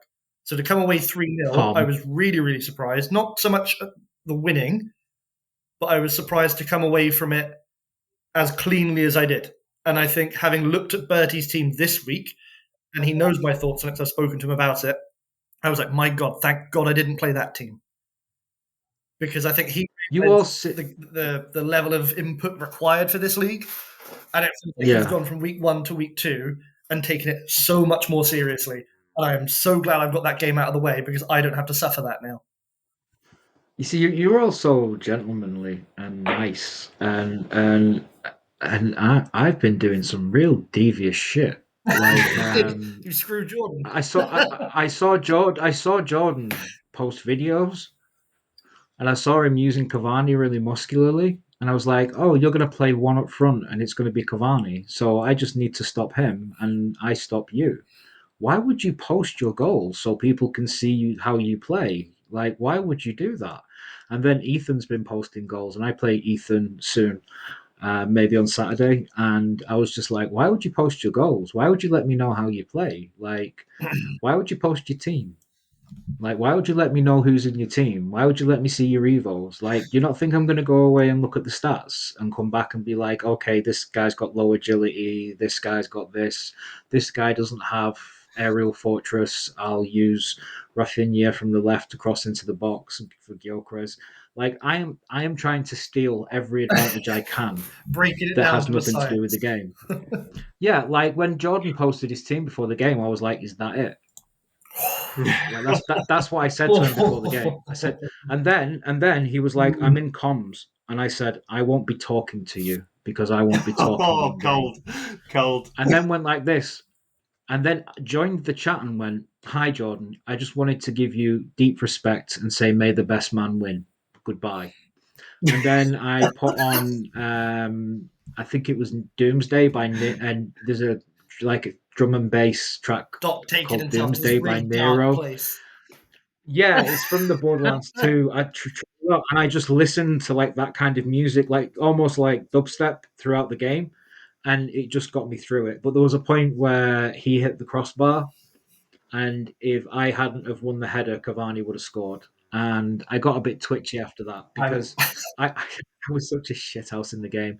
I got the ball, I passed it along the back, I we took it saw. into the corner. I was such a shithouse. I was like, there's no way I am going to let you run at me with Chewinga and all of these players and just be like, oh, well, spirit of football. Fuck that, spirit of winning. Like, that's how I felt about I'm it. just And I'll be imagining coming through Gordy from from both. Dodgeball. Like, you got to get No. mean, you got to get angry. Yeah, if you can dodge a wrench, you can dodge a ball. But that's why Jordan's got a lisp this week. So, um, nah, Jordan. I gave Jordan some advice on his game because I think that he's got a very direct game. But he was playing one up front, and I was like, you should really look to play like a 4-4-2. Like it would suit you so much better if you had wingers that were getting the ball into the box, and then you had somebody to play off Cavani, and then people will have to mark Cavani with one You have to defender. make a choice. And Yeah. yeah, he's very physical. He's very difficult to break down. I don't know about you, Tom. Have you come up against that Cavani card anywhere? I haven't yet, no. But again, going back to what we said about 40 odd minutes ago, it's another big striker that people can use, which is a very unique, card. And I know a lot of people evoed him as well. Um, Kudos to you, Doc, for getting in Jordan's head. That is some proper shithousery that you did there, and you displayed it on screen for us. I'm not going to lie, I was watching it, and I just went, I am not putting up with that if I play with Doc. I'm going to let him have it. I'm gonna break his He legs. messaged me straight away and been like, Doc's playing like a fucking rat. Like, Yeah. No, in my defense, right, I was playing 95 depth with inverted wing backs. okay. Like You wouldn't have that was known. 90. That was 95 Wouldn't have depth. known. Not when I was passing it around my own box, but he kept on running at them, and every time he ran at someone, it was like, oh We're going look, to there's shame space. Doc Yeah. into a loss this week. That's what's going to happen. But, you I know, probably I don't care about losing this week because I won a game. I'm That's happy. true. Yeah. So What like do you think? but I imagine it means a lot to Ethan. I mean, it probably does. I'll it speak to does. him about it. I'll see how he feels. Oh, you'll Because speak to him I'll this see what's week. going on in his Okay. life. I'll speak to him. I'll see what he's doing. Make sure he's okay. Make sure his family's fine. Things like that. Nothing nefarious. I would never do anything wrong or evil or try and get inside people's heads. I would never have somebody coming out afterwards with a list of facts. Let us talk about the facts. Tom, what are you going to rip me to pieces now No, for being a I'm rat? actually not. I'm going to actually go for the jugular of someone else on this panel because we're talking about getting in people's heads. We're talking about shithousery. We're talking about family members now. Okay. I'm playing against Dominic Paul, who scored 15 goals in his first game. I'm not going to read into it too much. I saw the game. Unlucky for Neil, he was dealing with some horrible lag playing from America, and it looked like he lost his head. I think we can all see that. That's not a true reflection on either player. Nonetheless, I'm playing against someone who's top of the league due to goal difference, got their 3 points and ran with it. Relentless attack. And talking about shithousery, my own brother has had a coaching session with Dominic this week ahead of the match with me.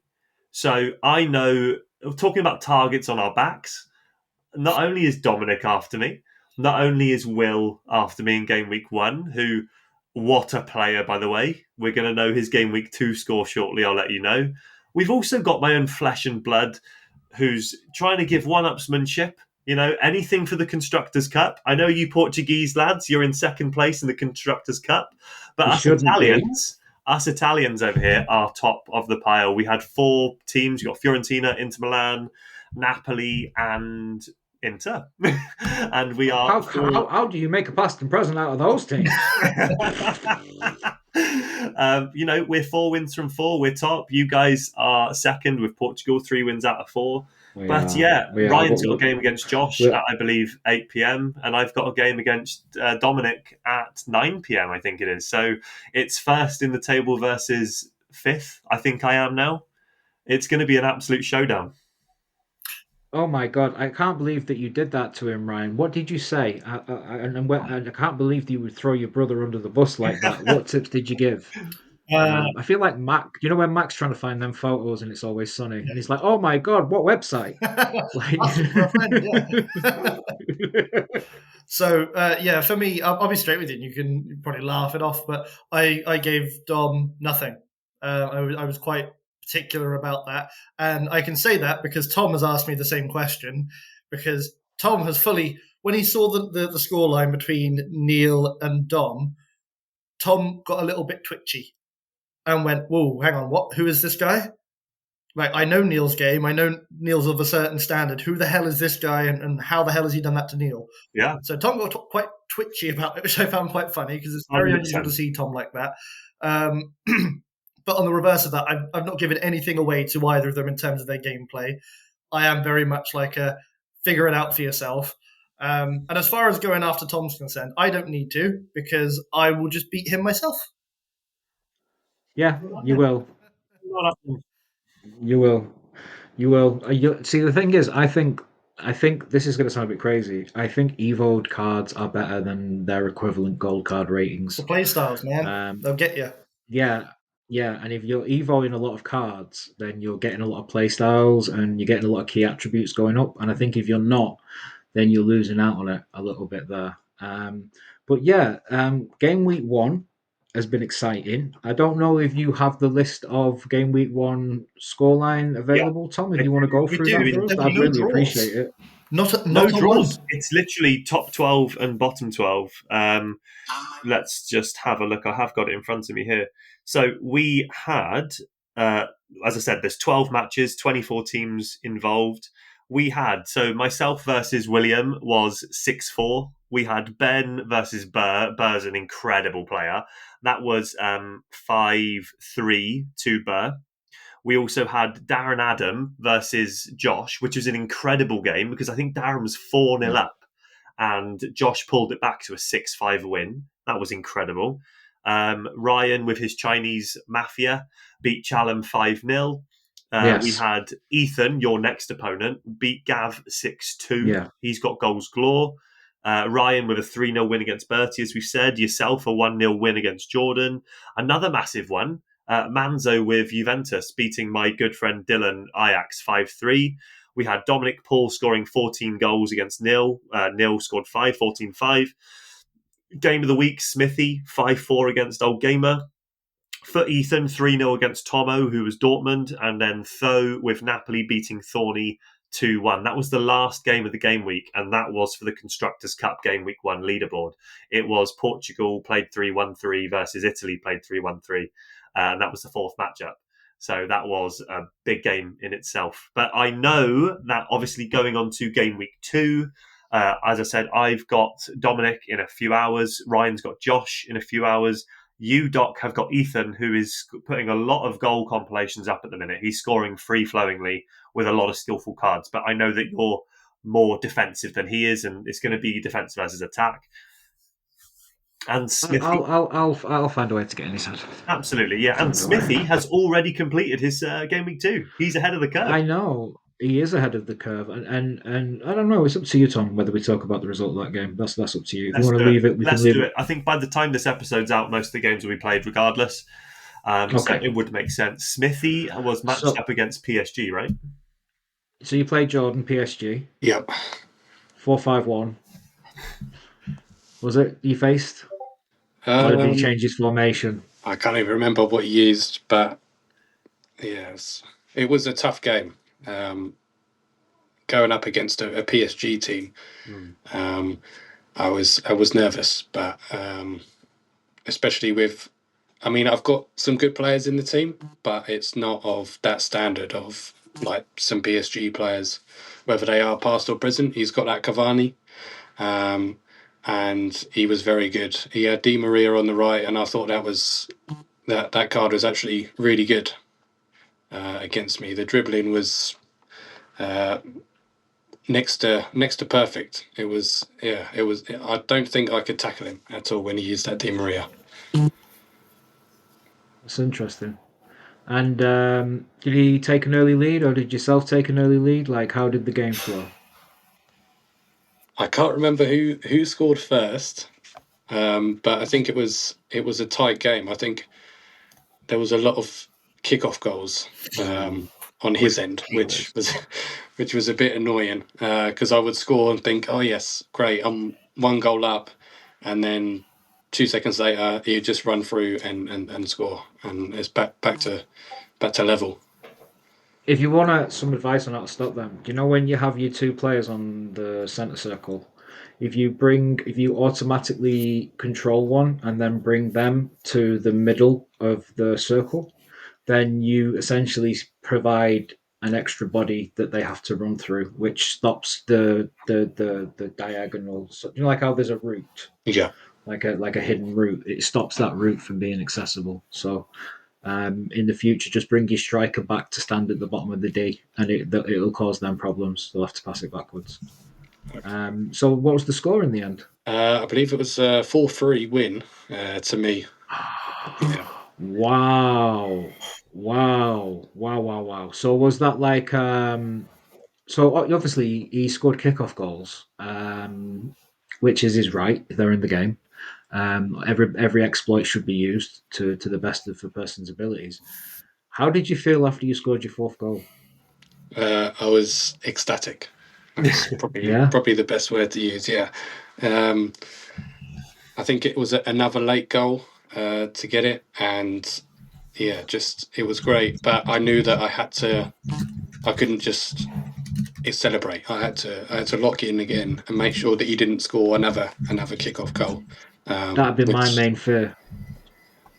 Yeah, that would have been it for me. I'd have been like, oh, he's going to score this kickoff goal. I know he is. He's done 3 of them. This one's definitely coming. And then it's like, well, what if he tackles me and then all of a sudden you end up losing the game? And yeah, some really close games that you've had against very different teams as well. You've gone from playing like a PSG side through to playing, PSV side to playing a PSG side, which is, you know, quite the leap.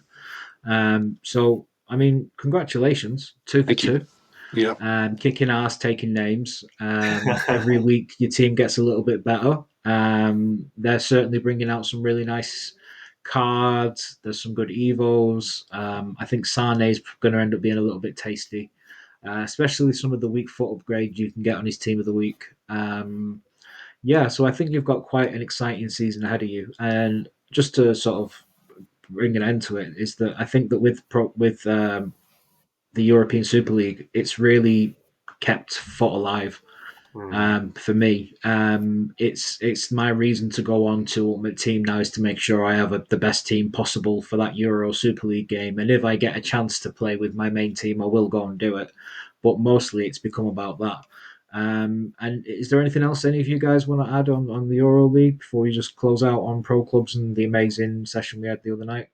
Tom? Yeah, I'd just say congratulations, Smithy. Coming out the gate, showing that passion and enthusiasm. I believe he's top of the league now, as someone who's played both games early on. 5-4 and 4-3. I mean, if we ever need an advert for the P&P Super League, just go and watch Smithy play, because he reminds me of last year's Liverpool, where it was always just a one goal near the end, just keep on grinding those wins out. And fair play, a bit of a mentality monster in Smithy here, because to score those late goals and stay in the game, 6 points out of 6 this early on. But, in a few weeks' time, when we're at the last game week of game week 8 before we all go into our mini leagues again, that's vital. Getting those goals, getting those points early stages now is so, so important. And I think all of us in this call, we got game week 1, we all got 3 points. There will be some weeks, obviously, where we may play each other. Some of us may win, some of us may lose. And, it's about, as you said, keeping that game alive. Having someone like Smithy with Galatasaray, I think it's a perfect match. He's got Davinson Sanchez, Gundogan, Sane, Snyder, Drogba's coming out. I believe there's a new Singo possibly coming in the next few days as well. There's so many cards that, bring us back to FUT, as you said, Doc.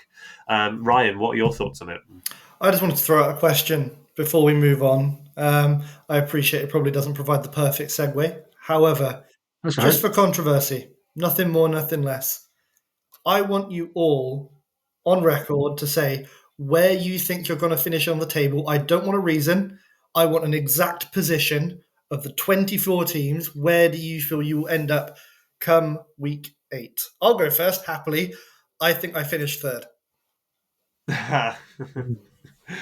Okay, can I just answer you? I'll answer you with my answer, but also ask you for your question. Mm-hmm. My one was third as well in my head, because I had yourself and then possibly just an outsider who's really possibly overperformed. If you're saying yourself as third, who would be 2 and 1? I would put you in that mix because you're one of the best players and you've probably got the best team. So that has to be taken into consideration. And you've dispatched one of the games where I look at it and gone, you could have dropped points there, and that would be to Will. Nearly did. So the fact you got over that makes me go, okay, cool. I think the only way I get past you in terms of that league table might be on goal difference, because I know that you play a more conservative game than me. Yeah, exactly. So I was really happy actually to come away from week 1 with 3 points and a +3 to the goal difference. 100%. But so much could change. So much could change. What about you, Smithy? Where do you fancy yourself with 6 points in the bag already? Yeah, and 6 games to go. So, are you claiming a top 8 spot? I think I might miss out on top 8. I was going to say 9th. The thing is, when you think of a Galatasaray team, they're not the greatest team out of all the teams that we have in the league.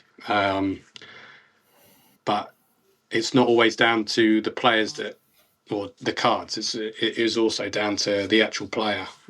So I might be able to get top 8, but it depends on my opponents that I get. I think you could go either way. I think that you could, if you was to win your next game, I think that if you think that, like, if somebody was to win all their games, I think they end up on 21 points. 24. Is it? 24, yeah. Yeah, so they end up on 24 points. If you win your next game, you're nearly halfway to that. And then it's people will have to win every game to win your section. So in a way, you could go on a 3-game losing streak and still be in contention. Yeah. So you should probably look at it and think, can I finish? Is there 4 groups? Is it, or is there 6 groups? There's two groups. Yeah, sorry, I always forget it's the new, because I don't. Yeah, because United are in Europe. But yeah, the Champions League format. Yeah, it's the Champions League format. Yeah, I don't know. I'm old and confused. I didn't know you couldn't be offside from a goal kick the other day. That confused me. Yeah, from your position, you're in a really good place where you can afford to draw games. You can afford to play games out. You've faced Jordan, you faced Old Gamer. You will have tougher tests to come, but what you have got is points in the bag, and you should be confident with that and know that your next game doesn't have to be a win, but for the person you face, it might be. and you have to use that to your advantage and look at the table and do a bit of digging. Oh, I noticed you got no points. You worried about the next game? You worried about going into game week 4 with no points? They're pretty embarrassing. I mean, not for me. I have 6 points, 3 but points. for you, that's I if it know, was I know, I know. Smithy, Yeah. it's the way that he would be. I think Tom, you think you're going to be third. Ryan thinks he's going to be third. I think 15th. I think for myself, I think that I think I'm better than 8 other people. Um, yeah, I think I'm better than 8 other people. I think that there's probably higher skill levels above me, above the 50. I think I probably fall into the bottom 40%. Go on, Doc. Name the 8. So name the 14 ahead of me. Here he goes. I have reached that stage of life where I cannot read things. I have to do this. Well, looking at, as Doc has got their, names, would you like to know game week 3? Because I think it's interesting for Smithy to know if he's going to keep his 100% record. Because all I'll say is he's playing someone, and someone's O has got to go. That's all I can say, unless you want to know the names. I'm trying to think who he's playing. Are we all completely lost? Yeah, a little I didn't bit. get that at all. Okay, Yeah, so I don't. Talking in riddles. if I go through game week 3 from top to bottom on the spreadsheet, we've got Ben with Bayern versus Dominic with Lille. There's goals in that. Big game. Dominic's got Lille. I know, mate. And do you know what? Next week he's going to have that Olivier Giroud FC Pro card as well Oof. with Raphael at front. Jesus Christ, I thought you had a good team. There's that game, Bertie with Monaco versus Thorny with Benfica for game week 3. Up a Thorny. Oh, yeah. Ryan, here's your banana skin. Ryan is playing Marseille with Burr.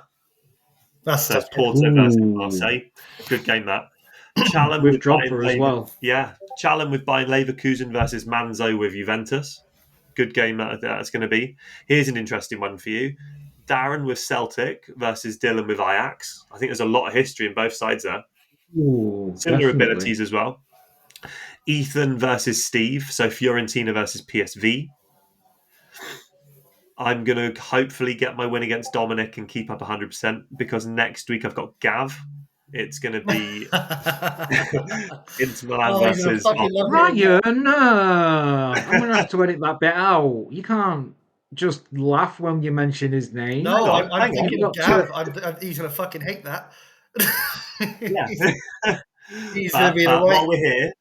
While we're here, Just crack him up. The obligatory shout out to Gav. I think that's every episode we say shout out to Gav. So shout out to Gav. Yeah, shout out to Gav. You're fucked. Yeah, we've then got. You just laughed when you heard his name. You had zero fucking chill then. You just went, and I'm playing Gav, and you went. Oh, that's exactly why you should leave it in. Yeah, no, I'm going Here's where it it gets tasty, boys. Here's where it gets tasty. We've got FUT Ethan with Villarreal versus Atletico Madrid with Neil. We've then got the Doc himself with Sporting Lisbon. And you have got a tasty, tasty game because he smelt blood last night with a 7-1 win. You've got William with Real Madrid in game week 3, who, by the way, has got Fabinho and Rodrigo now. So he's good for him. Blood. We've then got Josh with Roma versus Tomo with Dortmund, which leaves Smithy with Galatasaray versus Ryan, who's also got 2 wins out of 2 with his China team because he was our late wild card, seeing as Frankfurt bottled it last minute. So China came into the mix and they got 2 wins out of 2. And Smithy, you're going to be playing someone who has also got 6 points. So it's a very, very interesting matchup for you. No pressure. No pressure at all. But talking of pressure, okay, talking of mentality monsters, okay, which all 4 of us are part of, this week we can celebrate a massive milestone, which we were all in some way or form involved in, whether we played on Sunday or Tuesday on our route to playoffs.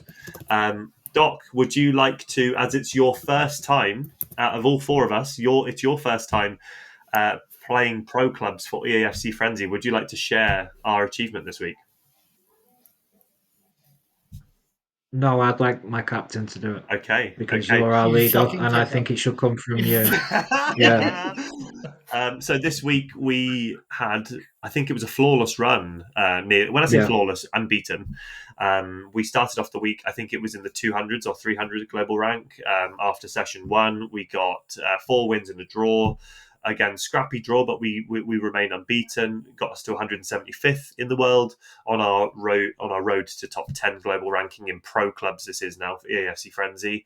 To which now we went and played on Tuesday night, I believe. Smithy playing right back, yourself, Doc, next to him in the defence, myself in the CDM role as always. But this week we were missing Ryan in the cam spot because on Yeah, Tuesdays we he's were. unavailable. But this is where we have other beasts in the team like Biro, who stepped up, and Ryan, the other Ryan, who's also a fantastic player. And we managed to go on a near flawless run, beating the 28th best team in the world on Yes. pro clubs. EDS carrot cake. EDS carrot cake, your 2-1, you can sit on that and suck it. We got into the top 100 in the world. I believe we were 91st in the world, which for We were, and November we're is incredible. still 98th Still today 98th. as well. So we've Yes, given we it 3 or are. 4 days and we're still in the top 100. And I said to Doc earlier, Ryan, this was off camera, and I'm sure Smithy and Ryan, you can agree with this. When we get inside of that top 100, it almost feels like the team and the individuals in the team have another couple of gears to go up because we've got something to protect now. We've got that target on our back. And it means more for other people to beat us. So, Ryan, if you want to share your thoughts on it, Smithy, I'd love to hear from you as well. And also, Doc, your first time playing for a pro clubs team in the top 100. Well, that's why. I mean, I'm happy to talk about, it, but this is gonna sound so. Okay, I have heard a lot about the team because before the start of the year, obviously the unbeaten streak, getting to where you got, all of this was like the the bare minimum Yeah. in my eyes from the way that the intensity and the level of everything that had been spoken about. So I I didn't really get to enjoy breaking the top 100 because I felt like, oh, I've managed to meet minimum expectations. Because when I came into the side, it was like the mentality is that we have to be here, and this is the least where we should be. So for me, it wasn't like, oh my God, it's unbelievable. I can't believe we're here. It's like, I've only been playing pro clubs for 9 weeks. So for me, it was like, this is what is expected of the club. This is what is expected of you as a player. Like, this is our bare minimum. Like, this is where we should have been here 2 weeks ago. Like, No. and the fact that we weren't is bullshit. Like, that's how it feels to me. So it was like anticlimactic. It was almost like a relief.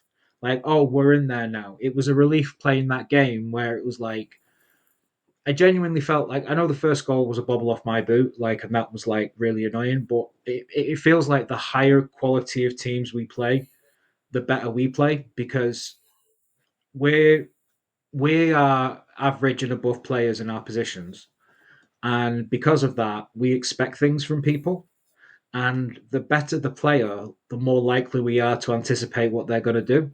So, for example, we knew against that team that they were not going to start running it behind and crossing it into the box. They were looking for the Claudia Pina clone, into feet, short driven. We'd already spoken about giving a yard, not being touch tight so that I didn't get turned. And in that game, I just kept a yard off her.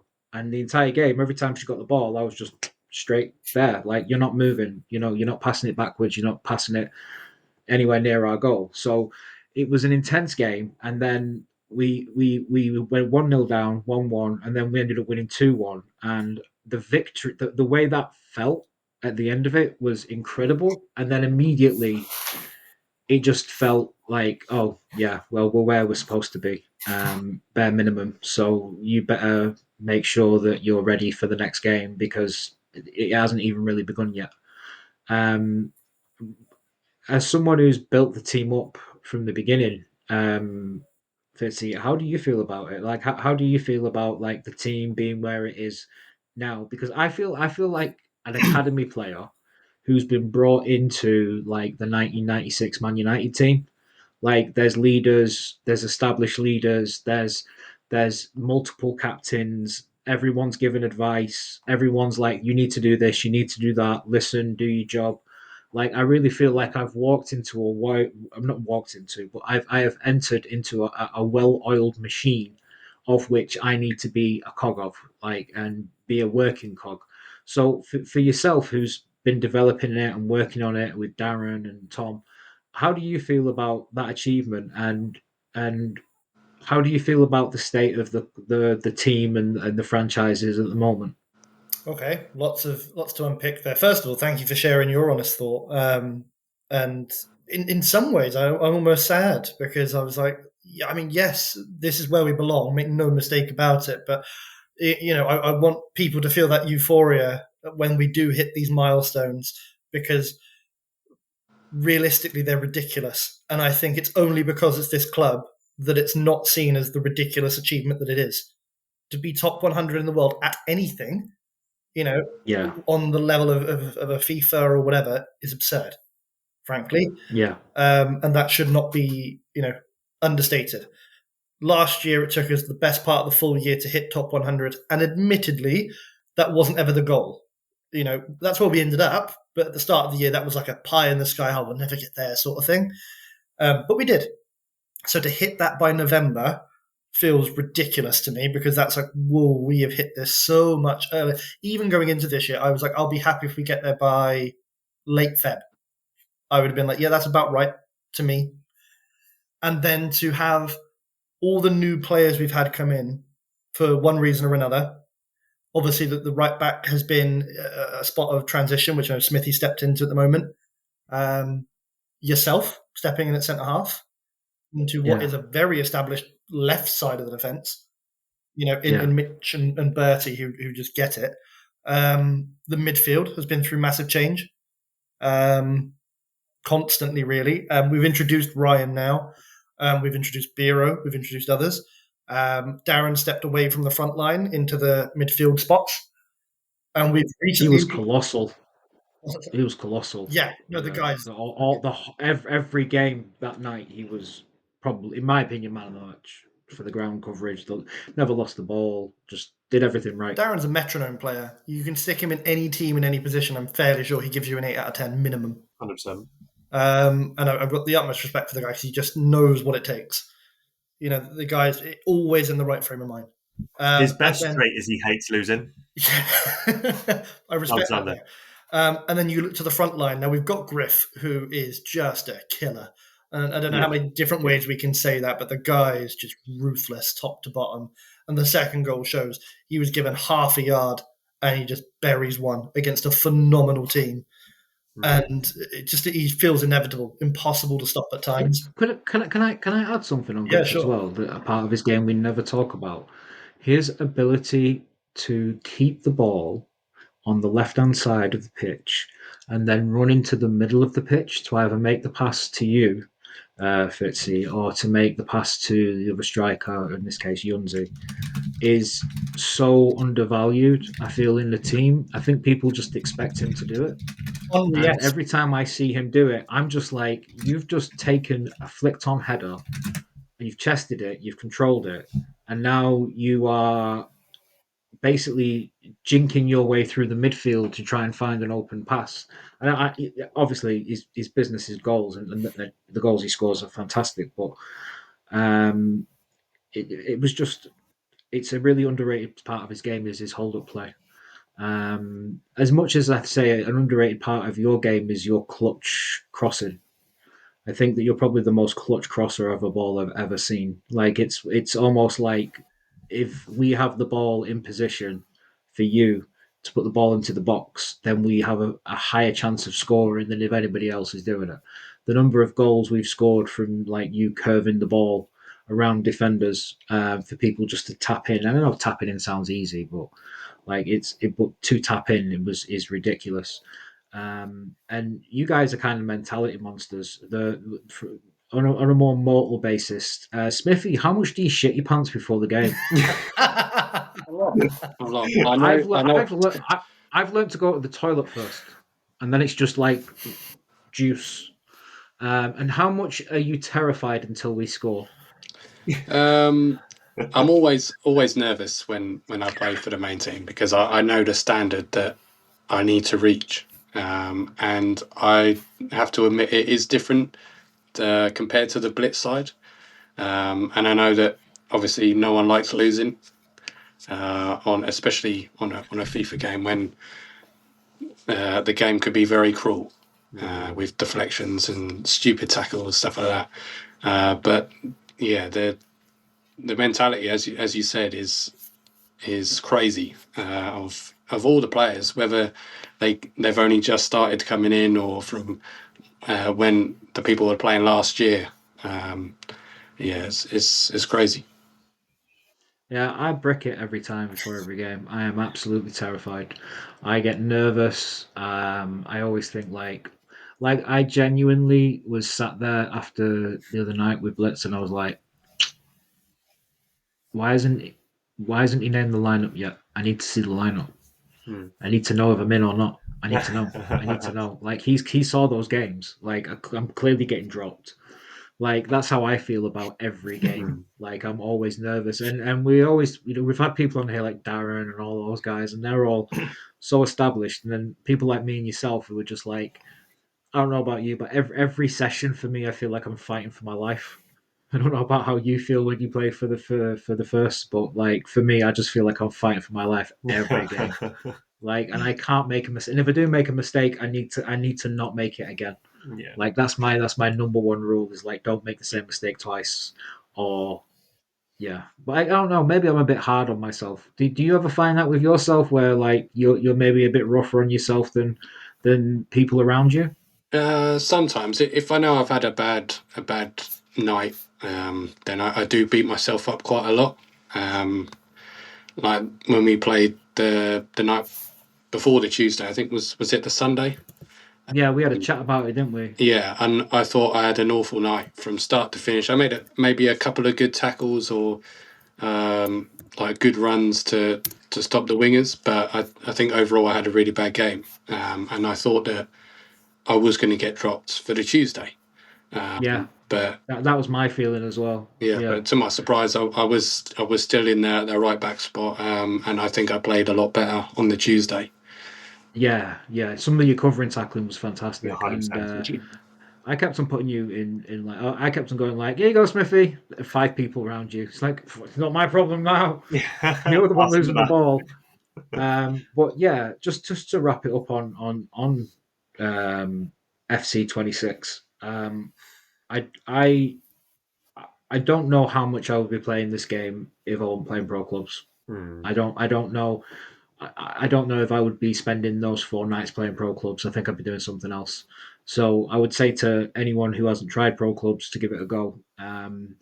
You might not be good at FC, but you might be good at something in FC, and I think that's where pro clubs give you a chance to shine. Like I might not be the greatest going forward, but defensively I know what I'm doing and I can implement that. And then you've got people like Griff or Yunzi, whose games up front are just directional nutmegs and stuff like that. And it's you get to be a part of a unit that moves forward. And when there's 10 of you together, and there's 10 on the other team, and you beat them, it feels exactly the same as winning on a Sunday.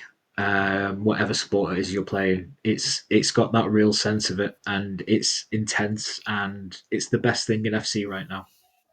And when I see the number of people that are playing it, and I see 500,000 people on there, I'm like, I wonder how much this is propping up the numbers compared to Ultimate Team, because I you can find a game quicker on Pro Clubs than you can on Ultimate Team sometimes, which is a little bit crazy.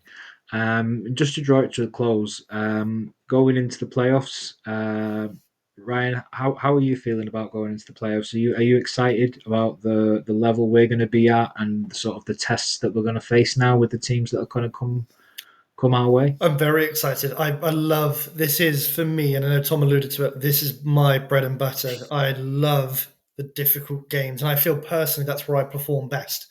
I know, and I back myself as one of those players that we're in a tough game. I will go out of my way to bail the team out because I play my best in those moments.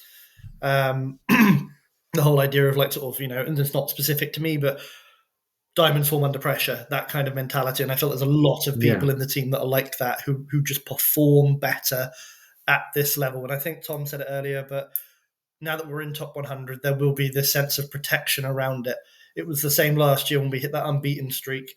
And I don't think, if it wasn't for the fact of that streak and how well we were doing, we probably would have taken our foot off the gas in one or two games, but it became this sort of snowball effect, this monster of our own making, where it was like game after game after game after game. And it was like, whatever happened, you don't lose. You don't fucking lose. Do whatever it takes. I don't care, who's in the way of that, but you don't lose. And it is that straightforward. And I'm really looking forward to getting back to that mentality, because I think our first playoff run this year, we went 13-2. Might be wrong. Yeah. 8-10. Because we didn't get to play 15. Oh, was it 8-2? Either way, whatever it was, I know that we lost 2, and that's fine. It's decent, it's pretty middling. But now I want 15, so I think we're going to play 15 this time round. Now I want 15. Last playoff, me and Tom spoke, and we went, okay, if we win 89% of our games, we've done well there. That's fine. That'll do. We're transitioning in a lot of ways.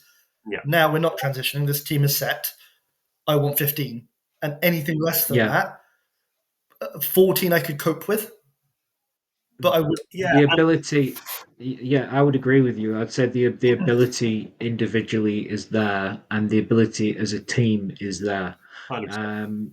I think that if anything does cause a defeat, it won't be because the team played badly. It'll be an individual mistake. Probably. Maybe something at the back, a mistimed run. I check a run where somebody I thought was offside. That's what's going to happen, but it's not going to happen through poor mentality or the team not playing well. And I know that, Tom, that's something that you always instill. You're always making good captain decisions in games, in terms of intensity, closing down, what we need to do. Yeah, there's different leadership styles, as we've mentioned on previous episodes of the podcast. Obviously, Ryan and I are chalk and cheese in terms of one's a bit more outspoken and I'm obviously a bit more reserved. And it's the perfect balance, obviously, because there's different personalities in the team. Ryan is kind of a commander of the forward play and will kind of dictate with his runs or passes. And I'm more of I will sit in front of the defence and then I'll make that last minute run into the box to try and get a goal as well, which is a very unique role as a lone DM. Yeah. I think you found as well as you started playing CDM. I played it. I couldn't understand how you could do both. Yeah, and again, that's only from 800 odd games of the last couple of years. You fully understand that role. But then obviously you've got people like yourself and Smithy who've come into the team this year. And I think the best thing that we've done now, as Ryan said, he said the team is set. We've got a good core of 12 to 13 people where that depending on availability, these are the 12, 13 that are going to be stuck here now. It's very hard to get into this team. As you boys know, once you're in it, obviously you said there is certain pressure, but I also feel like on the flip side of that, we're very good at nurturing people into the role. We're very good at offering expertise. And obviously you said earlier, Doc, about you came to myself and Darren with a bit of advice, or Mitch as well, and you said, right, how... Oh, no, that Darren before the game was telling me that he felt like I played... He said, I feel like you do too much trying to cover too much ground. Yeah. And I just want you to stay in the lines of the 18-yard box. Yeah. So I don't want you going outside of that. So I tried to do that. And then the game we drew 2-2 was because... It was my fault. I was touch tight to the defender, and if I had instead gone ahead of the defender and played him more onside, I would have been able to intercept the passes. Yeah. Which, as I said earlier, in the next game I implemented that because absolutely. I mean, I just think anyone who's not open to advice is a bit of a moron. 100%. Because 100%. This is pro clubs like. There's so much to learn from every game. Yeah, it's cutthroat. It's cutthroat. But I just wanted to say, guys, it's like as we draw this kind of episode to an end, although obviously we started the episode with what's wrong with the game and what's moaning, I feel like for the past hour or so, we've really celebrated how we've made the game our own, how we've got all of these different achievements on our own journeys.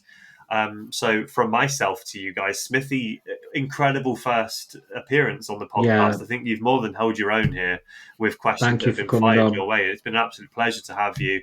Ryan, sharing the floor with you, talking about past and presents has been insane. Always a privilege. And obviously, Doc, yourself, just the metronome of this whole episode every week, the skill set that you've got to keep this conversation going to the standard it is very commendable. So thank you, all three of you boys, for again putting on such a good show for everyone. Yeah, no, thank you to all of the guests. Thank you to all the friends of the show. Thank you to the people in the Discord who listen and check in. And we look forward to bringing you more stuff on a consistent basis. At the moment, things are a bit busy with pro clubs and Life. the Euro League and life and all of those kind of things. So trying to get things out as consistently as we want is not easy right now. But as the Euro League progresses and other things start to calm down, we'll be able to focus more on that. We are hoping to do some post-match one-on-ones with people as we go further down the line. So we are going to try and bring you everything that you would want, not only from FC, but from FUT, from pro clubs, and all of those things. And Ryan, Smithy, and Tom, thank you for your time, and all the friends of the show. Thank you for listening, watching, and just for being a part of our community and what we try and do. And I wish you all a fantastic week.